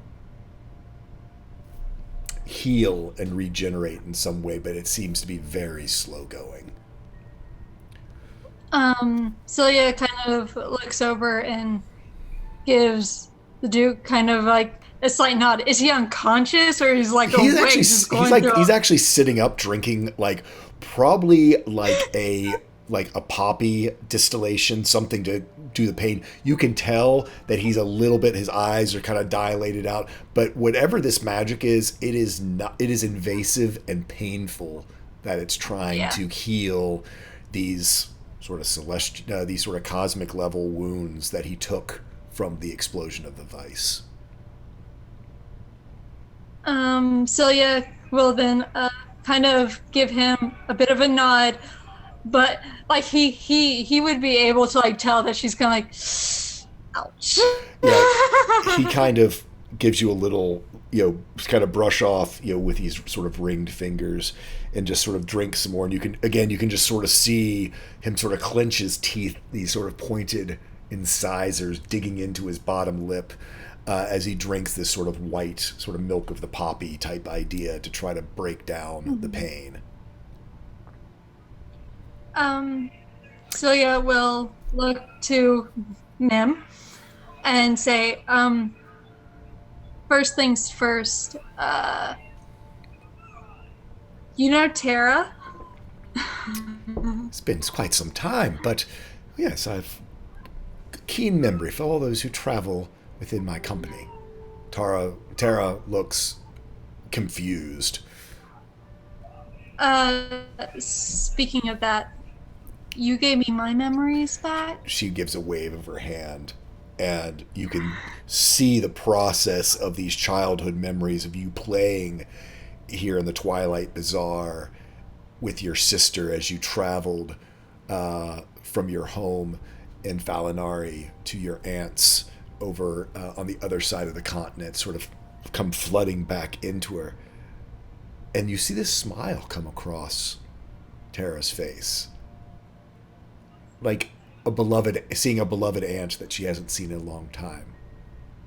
And she just, Mim. Celia will look him and say, "Thank you." And she will kind of glance over to the clerics and the Duke, and then look to Mim and say, "First question, is this area like secure?" Well, if he's here, who's to say?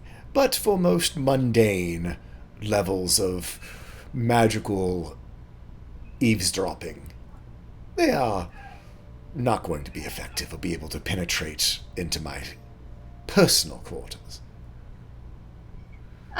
Celia nods and will say, "So it's not valid. We need to find a way to help Tara."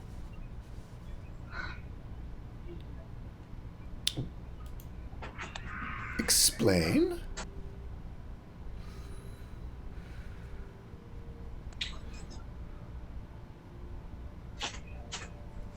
You see, I signed Celia Rollerin.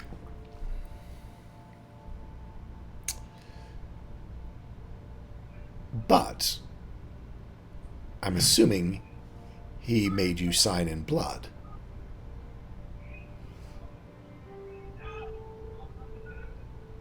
Doesn't matter the name if your blood is on the contract. Unfortunately, it's one of his ways to make sure that he's binding.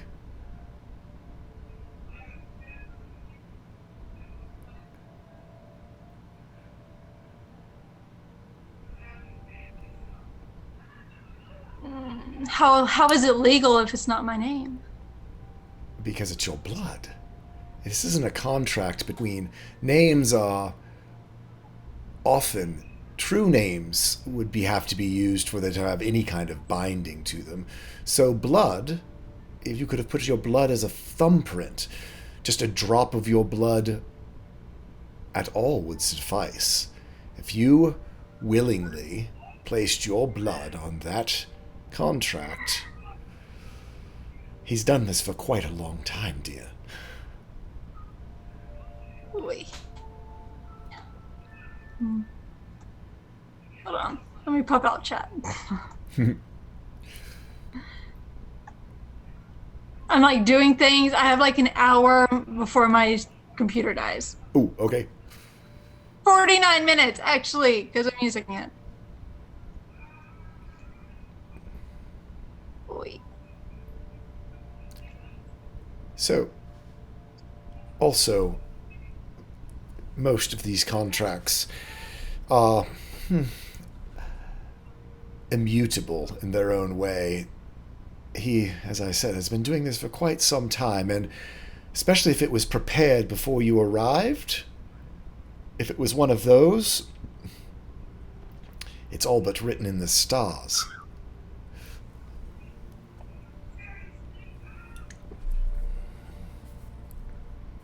Is there something else I can help you with, dear? He's trying to make a deal with the party. Well, you warned them against such a thing, correct? I know what his deal is. He made a deal with the Archmistress. He makes many deals. Makes sense that whatever she's been up to and the amount of power she's gotten in such a short amount of time would have had some type of influence.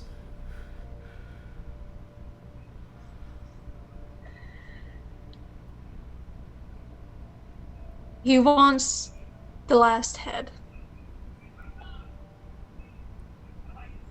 Whose head?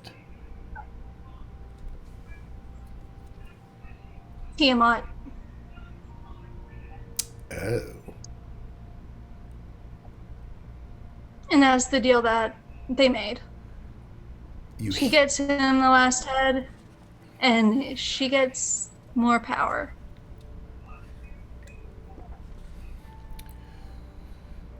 The devil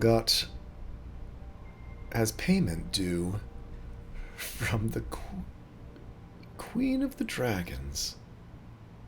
Now, isn't that an interesting wrinkle of events?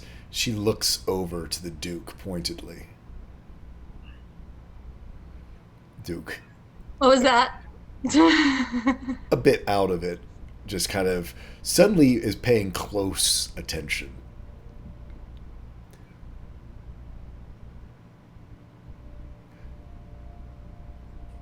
The Dark Empress. There's always a weird affiliation with her and those dragons, those Netherwings. This makes things much, much clearer.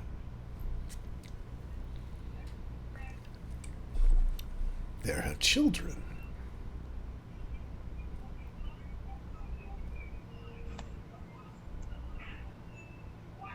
And he wants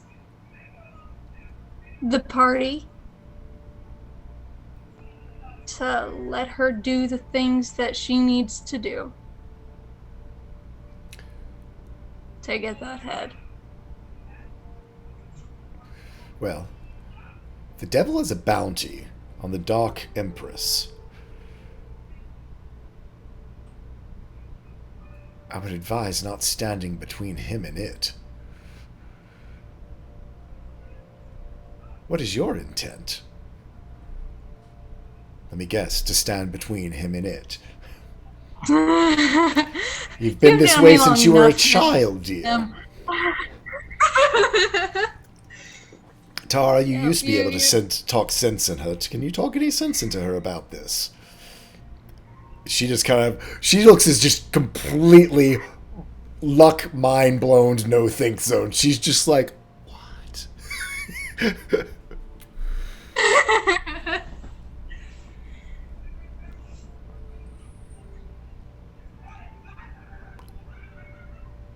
So you want to stand between Asmodeus and Tiamat. You think that's a wise place to position yourself? You know, they say that the enemy of your enemy is your friend. It's about 50-50 in my experience, but yes.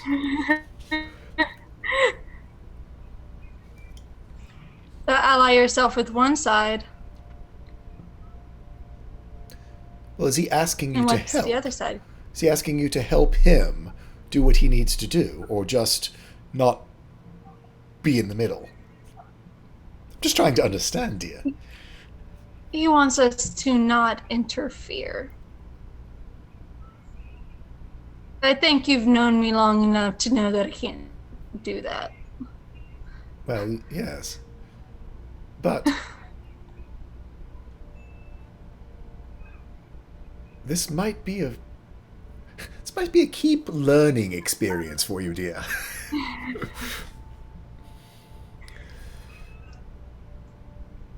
Do you think that I can find her?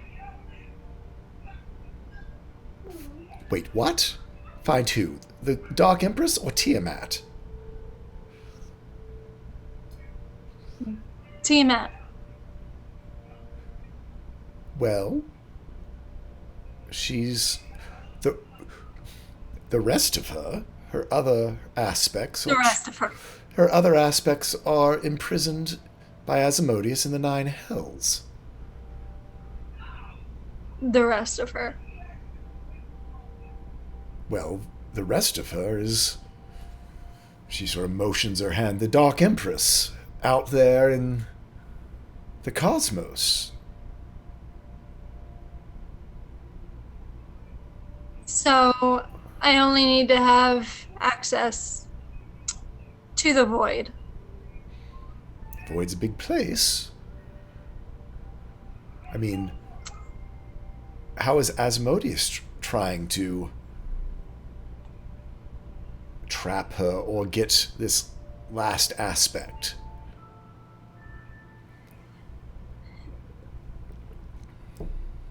Through the Archmistress. The Archmistress gets the head for him, and she gets power. Well, if you want to get the head before Asmodeus, it puts you back in that same situation where you need to take the head from the Archmistress before Asmodeus takes it for himself.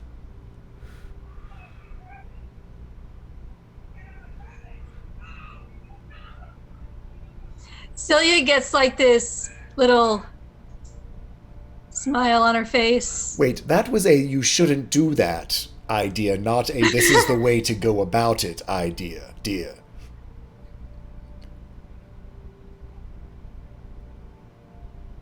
You aren't seriously And I know considering. exactly where to put it. I cannot condone this at all, you understand. I will have no part getting between Asmodeus and what he wants. I know. Nor the Queen of the Dragons. She's a goddess just as much as he is, well, the King of the Hells.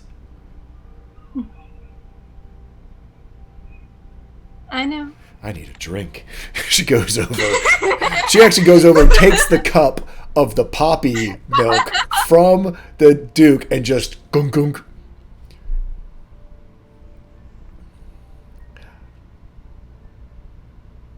You're still just as infuriating now. You drove me to drink back when you were a child, you know.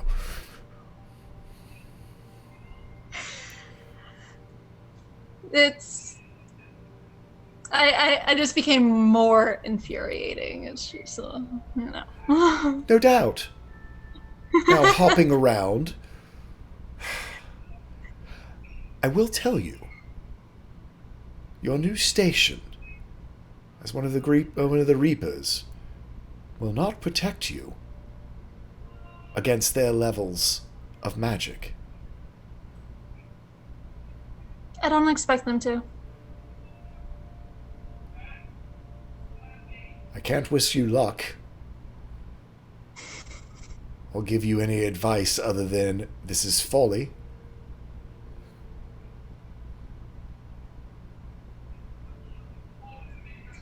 My only question to you is, are you willing to risk all your friends for this folly? Because the wrath of the King of Hells will not just fall upon you, or the wrath of the Queen of the Dragons.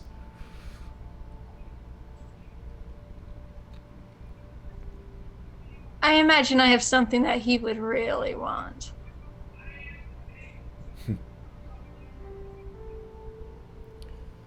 Well, dear.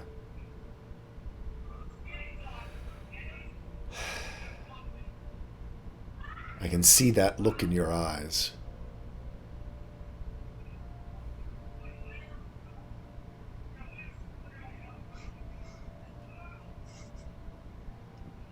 Try to stay safe and try not to doom everyone in your rashness.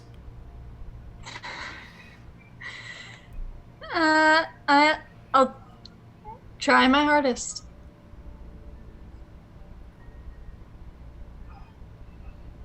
She just sort of shakes her head.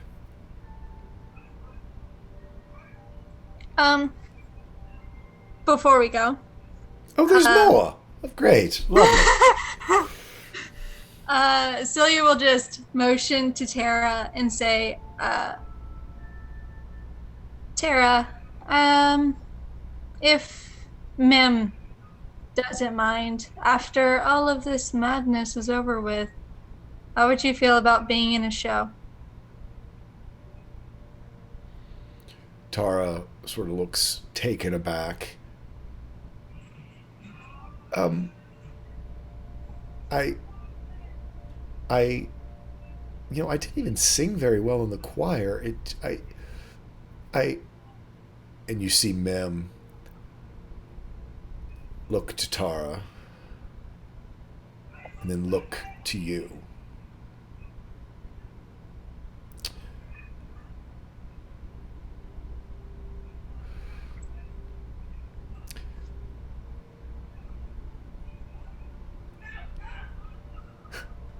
course, you want a favor on top of all of this as well.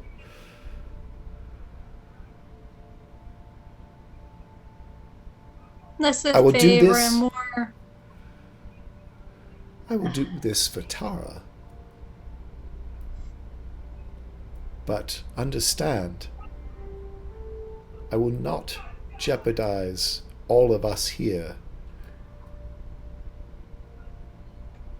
if the devil comes after her. I will cast her out to save this if you bring down the King of Hell's wrath. Because I cared for you both. I still do. But if you follow this path, I will not jeopardize all that I have built to keep her safe for you when you go and poke this hornet's nest. I know.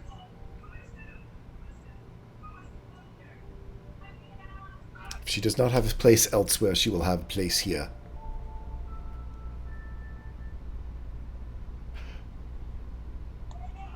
We're done here. And she looks at you very sternly. Celia just nods, says, looks to the Duke and the cleric and says, good luck. And then she will turn and she will head out, beckoning Tara to follow. Tara goes after. Gosh. Unfortunately, Bird versus Plane needs to go take care of some stuff, so we're going to let him sign off, and let us know where we can find you out there, Bird. Rivers Plane, Twitch, and Twitter. Join me. Lots of Animal Crossing posts, and probably Doom Eternal and some Divinity again soon. Bye, guys. We'll see you. Let me get my cameras done and done. I'm just going to go ahead and get the cameras in spot, and then I'll work on the names here in a second. So, with that, we are going to go over to Luna, who is standing here with Cobb. He has finished presenting this beautiful painting to her.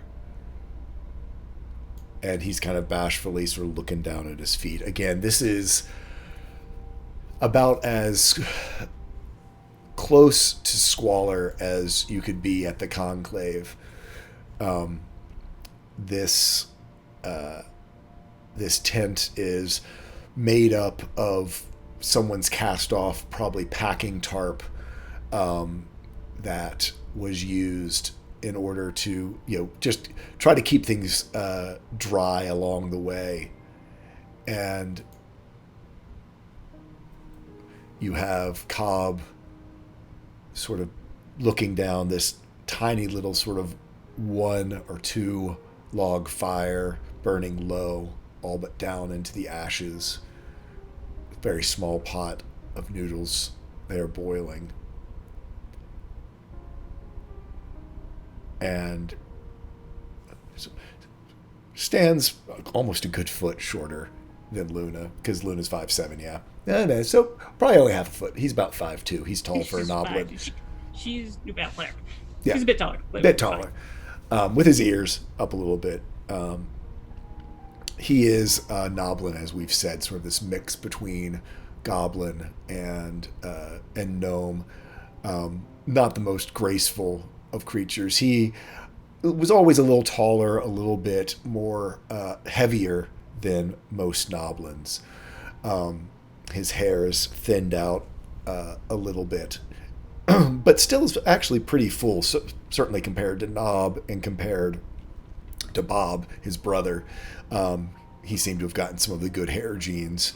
But as I said, he is actually become quite thin. It's actually shows off some of his sort of innate Noblin strength. As the party knows from East, they're actually something known as Noblin wrestlers because of their constitution and build. So he actually, compared to how she knew him in childhood, where he was a little doughy, he actually is fairly fit looking right now after walking all this way. And so my patron, I really don't even know what that means. It means I will financially support your art. Make sure you have a nice place to display it, provide for your housing, make sure you have everything you need to be able to keep making pieces like this, kind of like indicating. But Luna, I mean, I've had a couple people come by, but as soon as I walk out there and try to talk to them or try to sell them, they kind of just look at me and they scurry off. Like I said, no one wants to buy no art from no Noblin. Carl, there are people who hate me on sight just because of how I look, and yet I have been called to serve St. Cuthbert. I have learned the art of persuasion. Your looks may inhibit some people from appreciating what you do, but the ones who matter, they will pay attention. Well, how do I find people who will see that? Well, I mean, you we traveled a long, long way. I've been down here for 3 weeks. He sort of looks around, and as you see, it's not going so well. But people can hardly find you here. I plan to make it so it's much easier, that you have a better setup. Because if you can see all of this, like kind of turn to the painting, like all of this into me when at times I couldn't, this is the least I can do in return. Okay. I don't know. I trust you, Luna. And I'll do my best, but I guess you just have more faith than I do right now. Kind of like making sure she can like lower herself a little bit so she can have eye contact. Believe in the me that believes in you. Well, I always believed in you. I knew you were going to do great things. And I didn't. So, time to return the favor. Okay.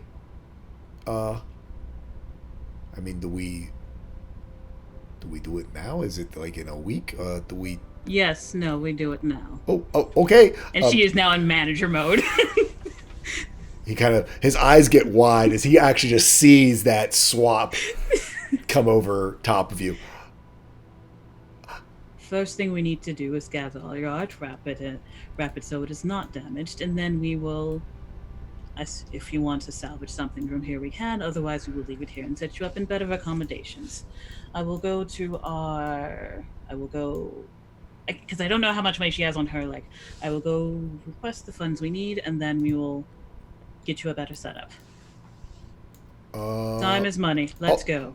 I'll stop packing, and he's, you see him start to take the things out, and he actually has basically sort of this crate that he can put these his art pieces in. There's only about a half dozen of them, but then you can see that he basically has these 2 ropes on them that he then puts them up over his shoulder, and it becomes very obvious now that if he walked all the way from west to here with this thing on his back, I mean, that is sort of where this change in sort of his physique and himself sort of came from.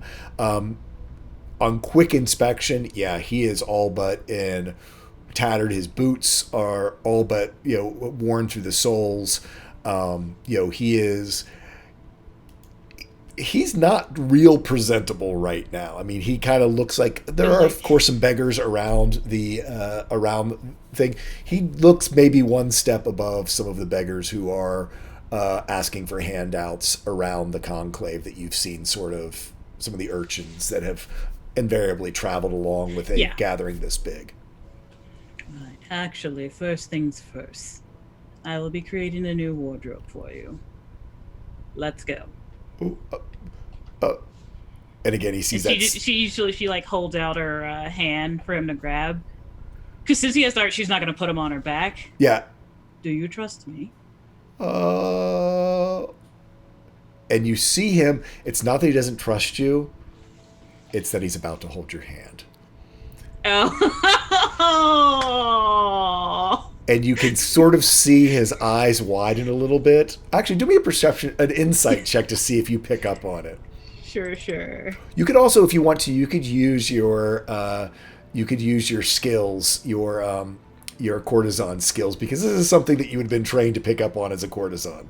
Okay, so wait, so should I make a courtesan check or an insight check? My insight's Either actually one. better. If your insight's better, then go ahead and use insight. Yes. On a 13, you pick up on it. You definitely pick up on it. But he brings his hand out and he does hold your hand for the first time. All right, and kind of realizing that's what it is, she smiles a little bit, and then back to manager mode, starts zooming through people. Whoa! As you go zipping through using your step of the wind with your own ice frozone flare. Yep. And yeah, I saw. I hate to interrupt. Yeah. It's draining real fast, so I'll just, you guys gonna follow me on Twitter. I'll post it in the link. Bye. Right. Yeah, and I think she probably actually, because at this point she just has fabric on hand, so she probably zooms straight to the mansion. Yeah, you absolutely can zoom right to the mansion and find your way there. You come in and see. This is probably after Iska has had her battle of the bands. Her devil went down to the Georgia moment. We have Luck is at this point hanging out, probably still in the kitchen with Bacon, or getting breakfast along the way, explaining the no think zone to Rian and Nate. And you all come in. Asmodeus is still sitting there on his chair. Yeah, it's talent curating time right now. She does. The devil can wait. Yeah. She has important things to do. Gotcha. All right, so they get in, and I think she tells Cop, she has him set down the crate, safe place and everything, and just starts taking his measurements real fast. Yep. And then after that, just directing him towards a bath or something. Yeah, almost as you think of a bath, you see, instead of it upstairs with the rest of the rooms, you almost see almost like there's a guest quarters suddenly on the first floor. A door appears that has its own little sort of suite and room, changing room, almost like a dressing room, as Luna would picture it. Appears, and there you have it. So as that's going, she has the measurements. I think, was Axel still in his room, or was he downstairs with everybody else? I can't remember anymore. Axel, you were watching Riley as he was being awkward adolescent. So where did you end up? After that happened, he would have found out where he needed to go and pretty much gone that straight away to deliver the potion. Okay. So so actually at this point probably Luck has gone to go deliver the potion with the drow. So they've already left. Okay. Vdars is in his room. Iska is shakily drinking tea over near Asmodeus. I'm assuming Iska has some amount, because I can't remember exactly where everything is, but I'm assuming she has some amount of the money. Whatever. Iska still has pretty much most of the money at this point, because I think that she's got some of it, and then Axel has some of it. Luna, actually, you've got all of it, because you took the purse from Luck when the drow paid. Oh, that's right, I did. So, yeah, oh, you've I got- funds. Never mind. yeah, you've I forgot got- about that. Whatever it is, you've got 1,900 platinum. Right. Well, okay. In that case, she'll split some. She'll give some of that to Iska, so she's not carrying around that much money. Gotcha.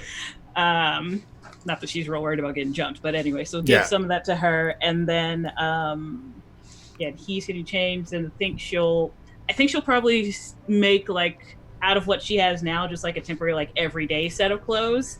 Yep. And then after that, probably there will be a shopping bonanza. Gotcha. Yeah, no. You do remember the cloth menagerie that you had been to before, that has all of the fabrics that you used for the party. So Right. going back there is no problem whatsoever. But in the meantime, you can whip up a sort of Noblin artiste wear for Cobb. So, what do you make it? What is your Noblin artiste aesthetic? She's still, because like there's the artiste aesthetic, but there's also still a personality aspect. So I think his clothes are kind of like on the line of like that elegant but simple sort of thing. It's all clean lines and stuff. Mhm. So it's just so kind of like, so not a blouse per se, but like just a one of those shirts that has the little ties at it or whatever. I think perhaps she actually, if with his new physique, she probably has doesn't include the arms and just has it like sort of like a vest kind of thing. Yeah. And then the pants are just, again, nice, neat, elegant pants. It's just like, I'm going out for horse riding, but I'm looking casual kind of deal. So you sort of hear the bath stop in there, and you can sort of throw them in there, put these on, Yep. and Knob emerges. I'm sorry, not Knob. Cobb emerges. Yeah, Cobb emerges, and of course the fit is impeccable. And you see, he's sort of taken the time to do something with his hair, which had just been sort of this wild mess, and it actually looks pretty darn good. I mean, as far as he's never going to be traditionally handsome, but I mean, as far as Noblins go, he cuts a pretty good figure of a Noblin aesthetic. Good deal. All right. And then she'll kind of look at it, just like nod. Good. They fit very well. Now to get your supplies, because I assume you'll need more in terms of like canvases and Yeah. paint and stuff. Yeah. So while you were making stuff and he was bathing, because he sort of took his crate off, as you sort of come back out of the dressing room, you see Adismosius flipping through the paintings. She's like glaring daggers at him. Put those down. He's quite talented, you know. I am aware. He sort of steps back. I mean, no trouble. I certainly could offer my services to get word out. He kind of gives you that devilish grin. At that, she actually does because for purposes of comedy, like she has the line of spell, she like puts that on. I'm more than capable of advertising for my talent. Puts it back down. He, that you are. I've seen what you've done. I've seen what you've done with Iska, so she's quite good as well. He goes back over. He's going to go far. Put those in front of the right eyes. He could find himself in Qualverine. And he goes and sits down and crosses his legs and begins reading again. Just kind of still glaring, and then move it. Like I think she'll probably like with the mansion, like imagine another room, and then actually put the art away. Yeah. And like locked. Yeah. All right. Yeah, literally, again, once you think about it, the door disappears. Yeah. There is no entrance to the room anymore. Yep. So, you guys will head out. We actually are going to jump over to Axel and to Luck. you guys are out, and going and delivering the potion is no big deal. You actually don't see Mademoiselle Edrenois as it is daytime, and she does not hang out in the sun. And so you're able to see Monsieur Valsois, who accepts the package, and having seen the deal go down. But at that point, Axel, you do recall that you have business with Theo. If you would like to head that way, and certainly Luck is welcome to come along. Yep. I mean, Axel would probably bundle a note with the package, like, hey, typical issues with how longevity potion works and all that stuff that he's determined by identifying, because he doesn't. I don't think he knows the fact that she's already used one. So, but he doesn't know that. But he's still like writing it all down. Yeah. So because it'd be safe, customer service and all that. Oh yeah. You are dealing with the ambassador of the Drow Nation, so. But you guys are able to find your way back to Mims as well, and into Ambrose's lab. It's very similar to what you're familiar with, the long hallway leading up to the doors where you have to change out your shoes as you go into this sort of whole charged room filled with sort of electrical currents and devices. And you are able to enter. You can see the door is slightly ajar as you get in there. Not, like, something weird is up ajar, just open to allow folks easy entry. As there's quite a lock that is upon this door, but almost as though you were expected. You see Theo in there. Ambrose is still deep at work on a project over in the far corner. And you guys can head in to the Clockwork Laboratory of Storm Souls.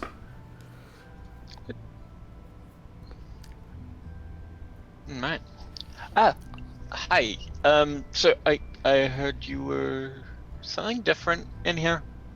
Well, I've been working on quite a few of the different things that you gave me to try to put them together and create that armor that you had wanted. So a replacement for what we used. It is, well, I'm going to need a little bit of help from you. Of course. So, and he picks up this breastplate, and it is, having taken the dragon armor, you can see that basically all the spines have been stripped off of it, and it's been sort of repurposed. Whereas before it was sort of this full plate, you can see that it's sort of been, cut down a little bit, remodified, far more elegant than the bulkiness of that cave dragon scale that you had before. And he shows it to you, and he shows you sort of this socket in the center of it, and goes, so the intent is the idea is that you put the sockets, your runes, in here, and then he traces these sort of almost looks like these platinum and gold circuitry, almost like a circuit board across it, and it will reconfigure the armor and to transfer the power of the rune into it. Yes, that's fascinating. Don't worry, Luck, there won't be a test at the end. Oh, I would probably want to make sure that it was tested. I mean, do you need me to offer any insight? Are you sure it works? Because, it's a rune. You've not really handled any of that before. Well, that's... Riley and Sithrax, I guess that counts. Again, this is all in theory, so... I kind of was thinking we could work on it together, because I've got it charged up. Ambrose helped me with that, and I've put the ability for it to... I've modified the ability for it to accept souls into runes. But as I'm not aware of all the way that the runes work, I'm going to need your help on this. Of course, yeah, of course. Probably a good way to make sure that there's a little bit of, there's a couple of things I can do. I'm pretty sure you're familiar with sort of magical familiarity, so probably the best way for something to make it to get it closer to working properly is some of my blood, because of course my blood's got a lot of the rune magic connection in it and its power, so if you're okay with working with that, but I think that might help function a bit better. But you know what? You tell me what to do. I'm sorry, I've got a lot of energy in here. This is really weird. This is new to me. So, yes, what we'll need, I'm glad you brought a strong arm, because oh, thanks, Luck. we are going to have to basically forge these runes into it to make all of them work. So, That's interesting. what we are going to need to do first, and he brings out this strange looking, it's a gem, and it's about this size. I mean, it's about a 500 gold worth gem. But you can see he has already worked it. And one side of it's flat, and the other side of it, it almost looks like a pestle, like for a mortar and pestle type idea, but it's flat on the bottom side. And you can see that on the top it's been flattened so that basically to be able to take the impact of someone hitting it very hard. And so, now I've not done this before, and Ambrose assures me that it will work, but he was really distracted. So, the idea here is, you imprint a rune here, I put the gem there, and he looks to Luck, and you hit it really hard with your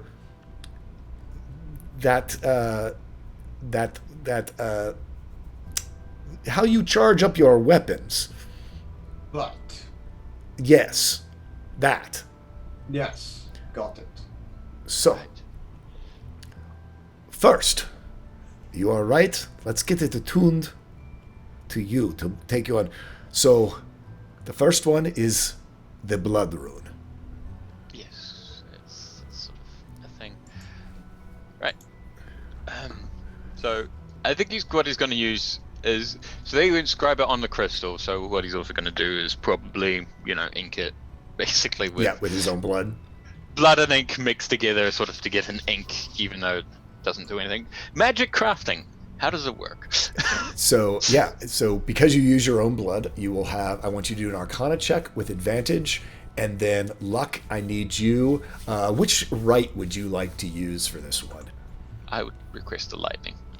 If you have lightning, I can't recall if you've got lightning. I have lightning. So I have lightning is lightning. the perfect thing because this is actually Storm Soul Forging. Yep, Also- I have lightning, so Bronze. Bronze dragon. There's a reason Axel is very energized in this room full of electricity. Oh yeah, yeah, exactly. So I need you to do an Arcana check with advantage. I need Luck to do a Strength, or you could either do. I guess this would be an Athletics check with advantage, because I think, don't you have proficiency in athletics? As you come swinging down on it, you hear this just large crack. It's almost like the crack of thunder that goes through the room, and you see the whole set of armor turn blood red as this circuitry goes and spreads out across it, almost as though it was filling the runes, and then the whole set of armor becomes this crimson red. And then he pulls out the gem again. And what is your other next rune that defines you?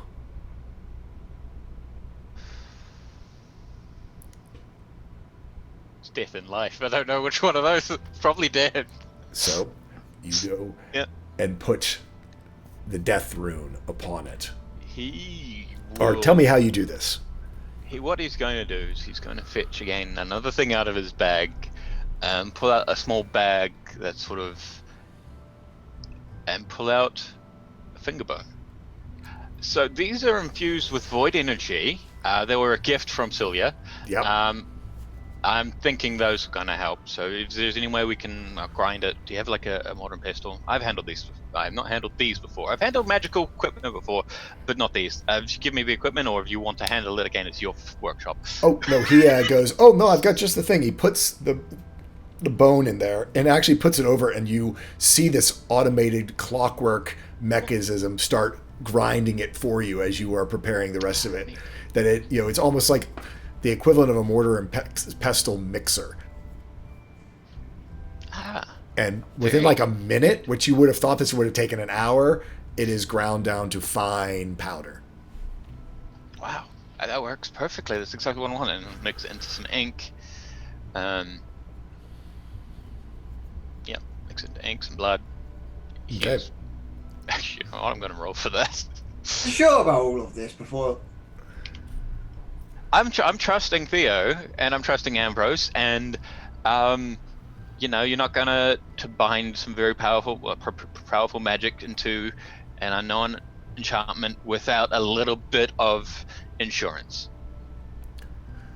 I don't know what insurance is. I don't know either, but sure, we'll use that. I gotta make I've gotta make sure that this works properly, and the best way to do that is the magical power that part of me, the runes have put into me, which is tied very closely to blood, because that's me apparently. Yep. So yes, with adding this extra kicker in there, Luck, you staying with Storm? Yeah. Okay. I really appreciate you helping me, by the way. This would be a lot more difficult if I didn't have strong arm. You're right, and of course you're very reassuring to have around. So holy and all that. If this blows up, it's your fault. Oh, absolutely. There's a lot of things that are my fault. I never said sorry, by the way. I'm very sorry about the deal with the crystal, and I thought it was safe, and I'm sorry. It happened. No It's one's fixed. dead. No one's dead. Yes, I'm still sorry that it happened in the first place. No, Back no to one- work. No one's dead. We have Asmodeus just hanging about, but no one's dead. Yeah, as long as he's just hanging about, I don't like him there. Anyway. So go ahead, because of this extra preparation. Give me a second. It's 3 points of bleeding actually, damage. So actually, this works. I was going to say, had it been for something other, if I had come up with a different effect for this one, I would have said you would have been at disadvantage because of the void energy. But because of what I wrote, it actually will give you advantage, because dear Lord, does it ever work. So Arcana with advantage. All right. Arcana with advantage. Roll those dice. On a 31.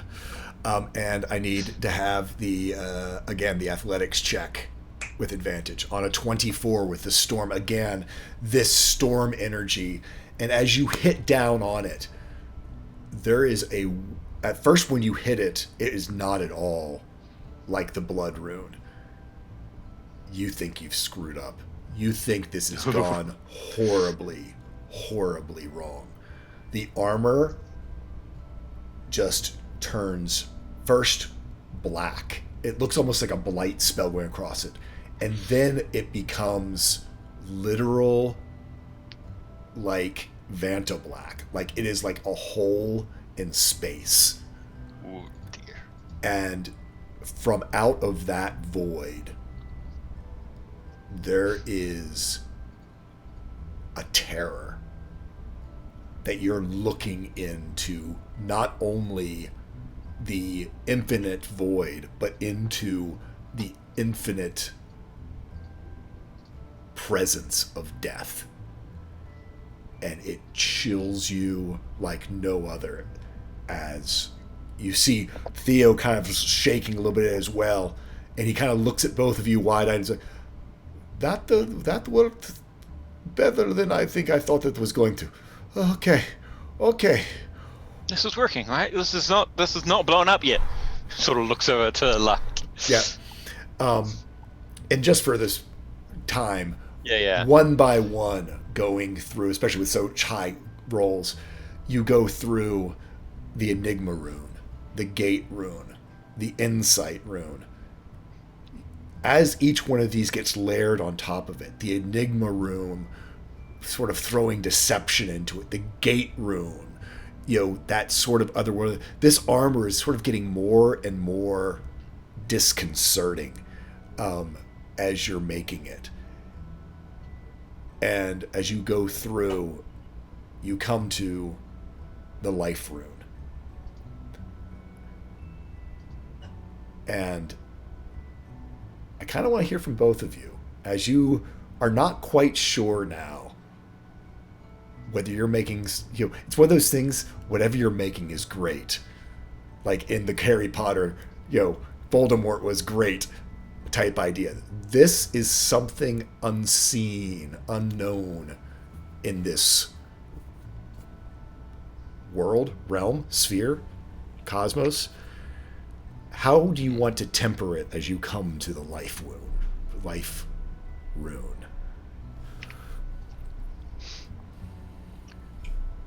If this thing sprouts legs and starts walking, I'm retiring. It's not the plan.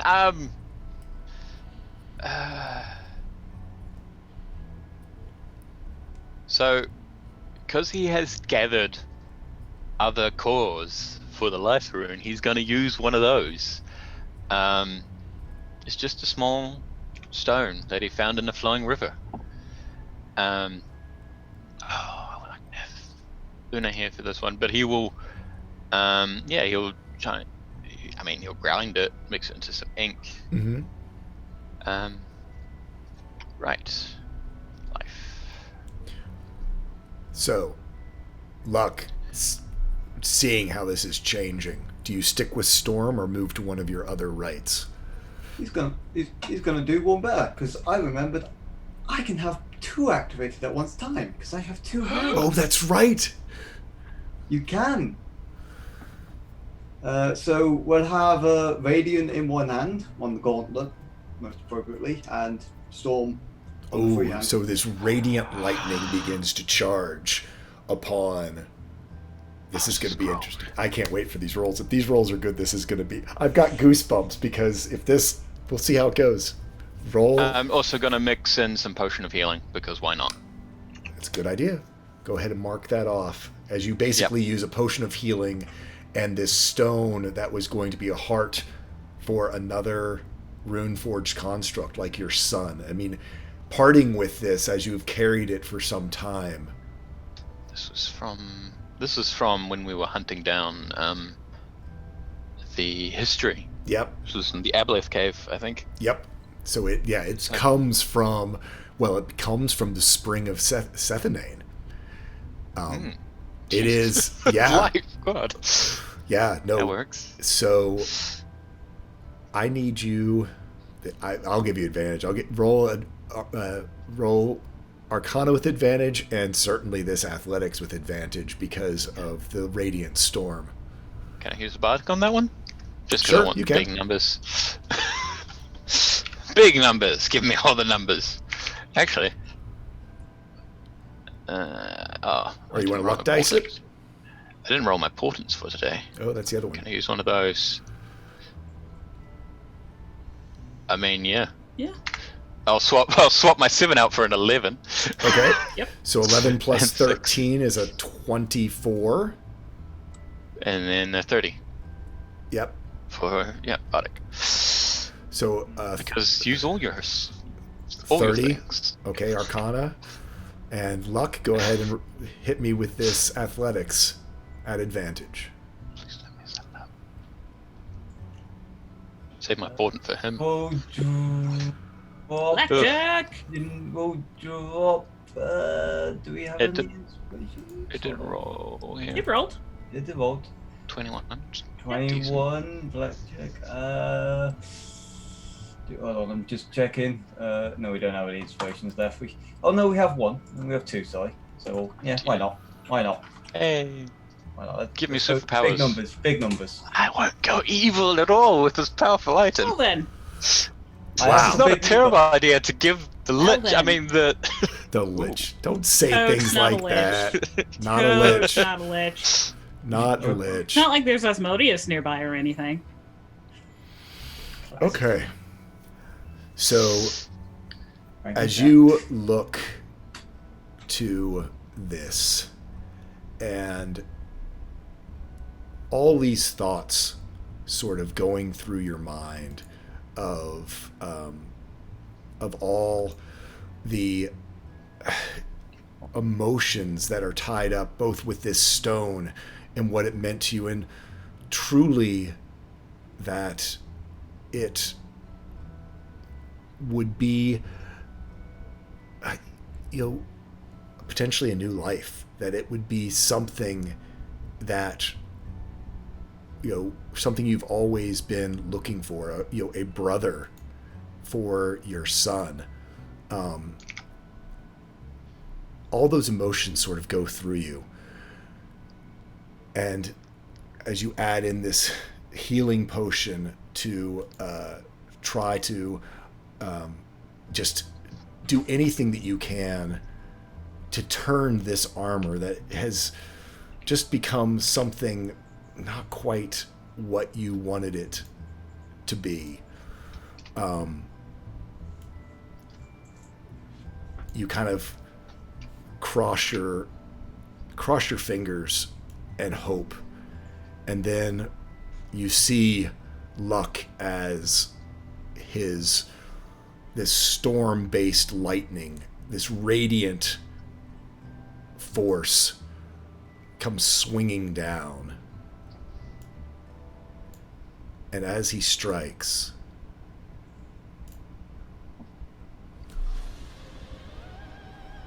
you hear that same sound as you both had above a 30 as this hits, and you see this glowing radiant light take over the armor as it turns to this shining gold.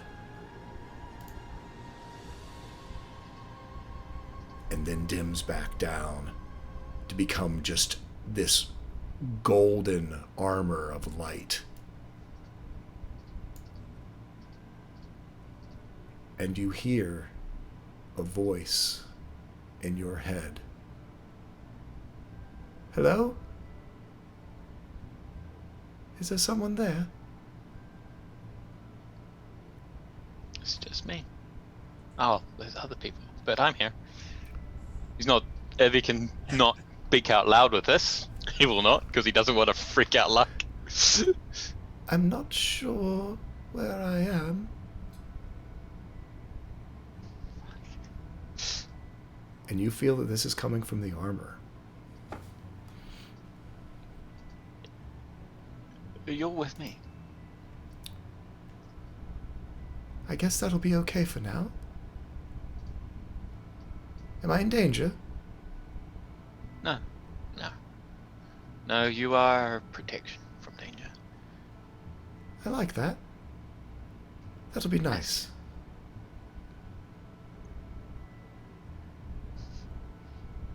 Well then. Let's get this started, shall we? And Yeah. some form of life has inhabited your armor. Axel, we really need to talk about your hobbies. This was silent.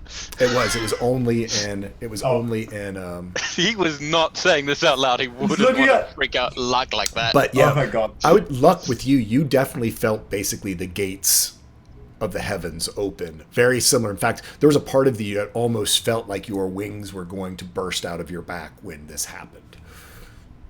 There was something divine that just happened in front of you. No, I stay with my quote. It's not a hobby. It's I don't. You know what? I don't know what it is. It's a hobby. And with that, if you will look Oh boy. in your handouts, and your treasures, you will find your new Dragon Rune armor.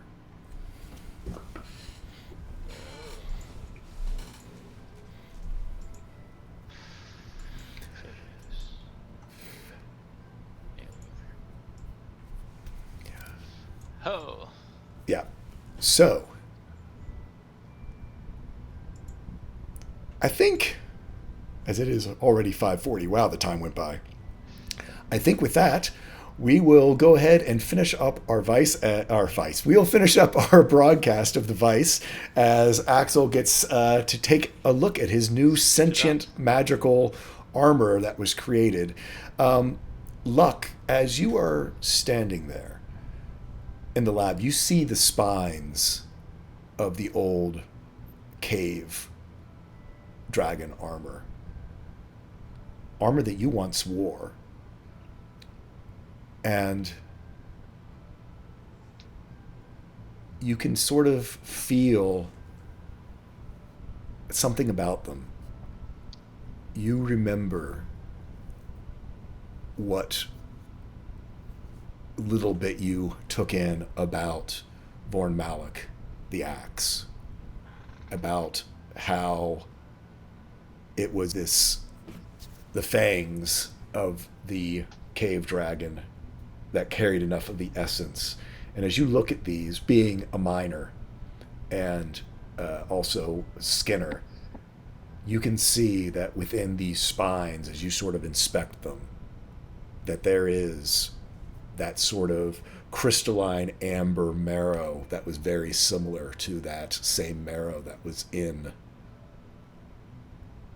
the skeleton of Gwilyn Fiora.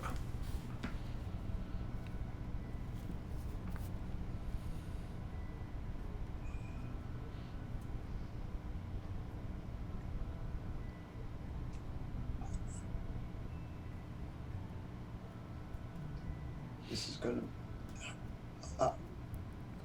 Jeez. That's perfect. And that's where we're going to leave today's episode of The Vice.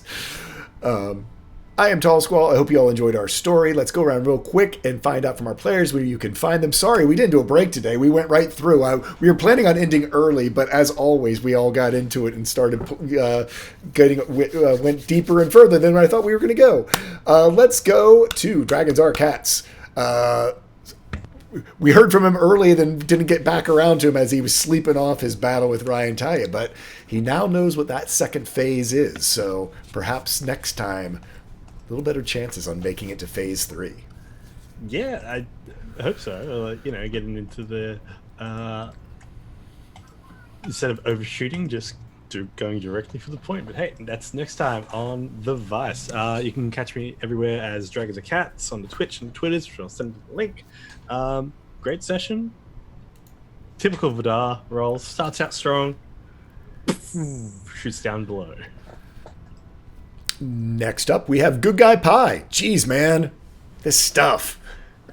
Stuff and things happen, and I'll be honest, I can play an intelligent character that understands plot. Luck is not that character. I was going to say, for the most part, you have guessed every one of my twists and turns before anyone else, usually by guessing and going, hey, I bet this is that. And it's like... So do not take my brain looking like it's completely fried all the time as is a falsehood of me being in character and sometimes being really confused at this plot, but mostly character. Next up, NNG9. Hey, I'm NNG9 on Twitch where I stream video games, and I finally have my setup so I can start doing that again. It'll be something, probably Slay the Spire start, Monster Hunter, we'll see. And then I'm NNG98 on Twitter. You can catch me there. I tweet puns, and speaking of puns... I'm going to let you go ahead and do that. Yes, do your pun. Okay. I'm going to have to miss this one. I will catch it in the rerun. All right, cool. What do you get when you drop a pumpkin? What? Squash! Ba-da-ba-ba-da-ba. Puns. You're welcome. No. You're welcome. What? Did that not work for you? No, it was wonderful. No, it's just. That was great. Yeah, that was good. Good. All right. Here's Noodle to make up for it. See? Isn't he cute? Oh, Hey, Noodles. Danger Noodle. No, not. He's not venomous. No danger. It's just a noodle. It's just a no. See, look at him. He's so cute. He couldn't hurt Oh, you anybody. Titans, come on. Look at that face. Look at it. Couldn't hurt anything besides a dead rat. I have seen that. That's very fun. Oh my They also eat living rats. It's not fun. It's really Hey, weird. Axel, Luck, would you guys mind closing up whatever business I had at Liz Winford's? Thanks. Thank you, New Titans. You are always here to support, and I appreciate it. Come on, tell them to pack up my tree. I don't have money. Shh. Hey, shall I? Hello, I was Templar Warden. I was playing Hidden by Axel, the Tabaxi cat dragon wizard, who has now created life again inside a sentient suit of armor. This can never go wrong at all. But I have been looking through the details, and God, this thing is powerful. I'm gonna have to talk to you about that. It might be OP, a lot OP. We might have to tone it back a little bit, but I was having fun with it. Y'all are level 12 now, and you're going against like gods and such, and aspects of gods and stuff. Can we not? Anyway, yeah, you can catch me anywhere on the internet as Templar Warden, on Twitter at Reign of Templar, and of course catch all of us, discuss the episode, catch updates and everything in the Discord, which I will link in the chat. So please feel free to join us there. There is in fact a dedicated puns channel if you really want that. It is there. And I am Tall Squall. I had a great time with you all today. Hope you enjoyed our story. Until next time, gather your friends together and tell a story yourself, because that is what it is all about. And remember that kindness is always a free action. Y'all have a great one, and stay safe out there. Bye-bye. Stay hydrated.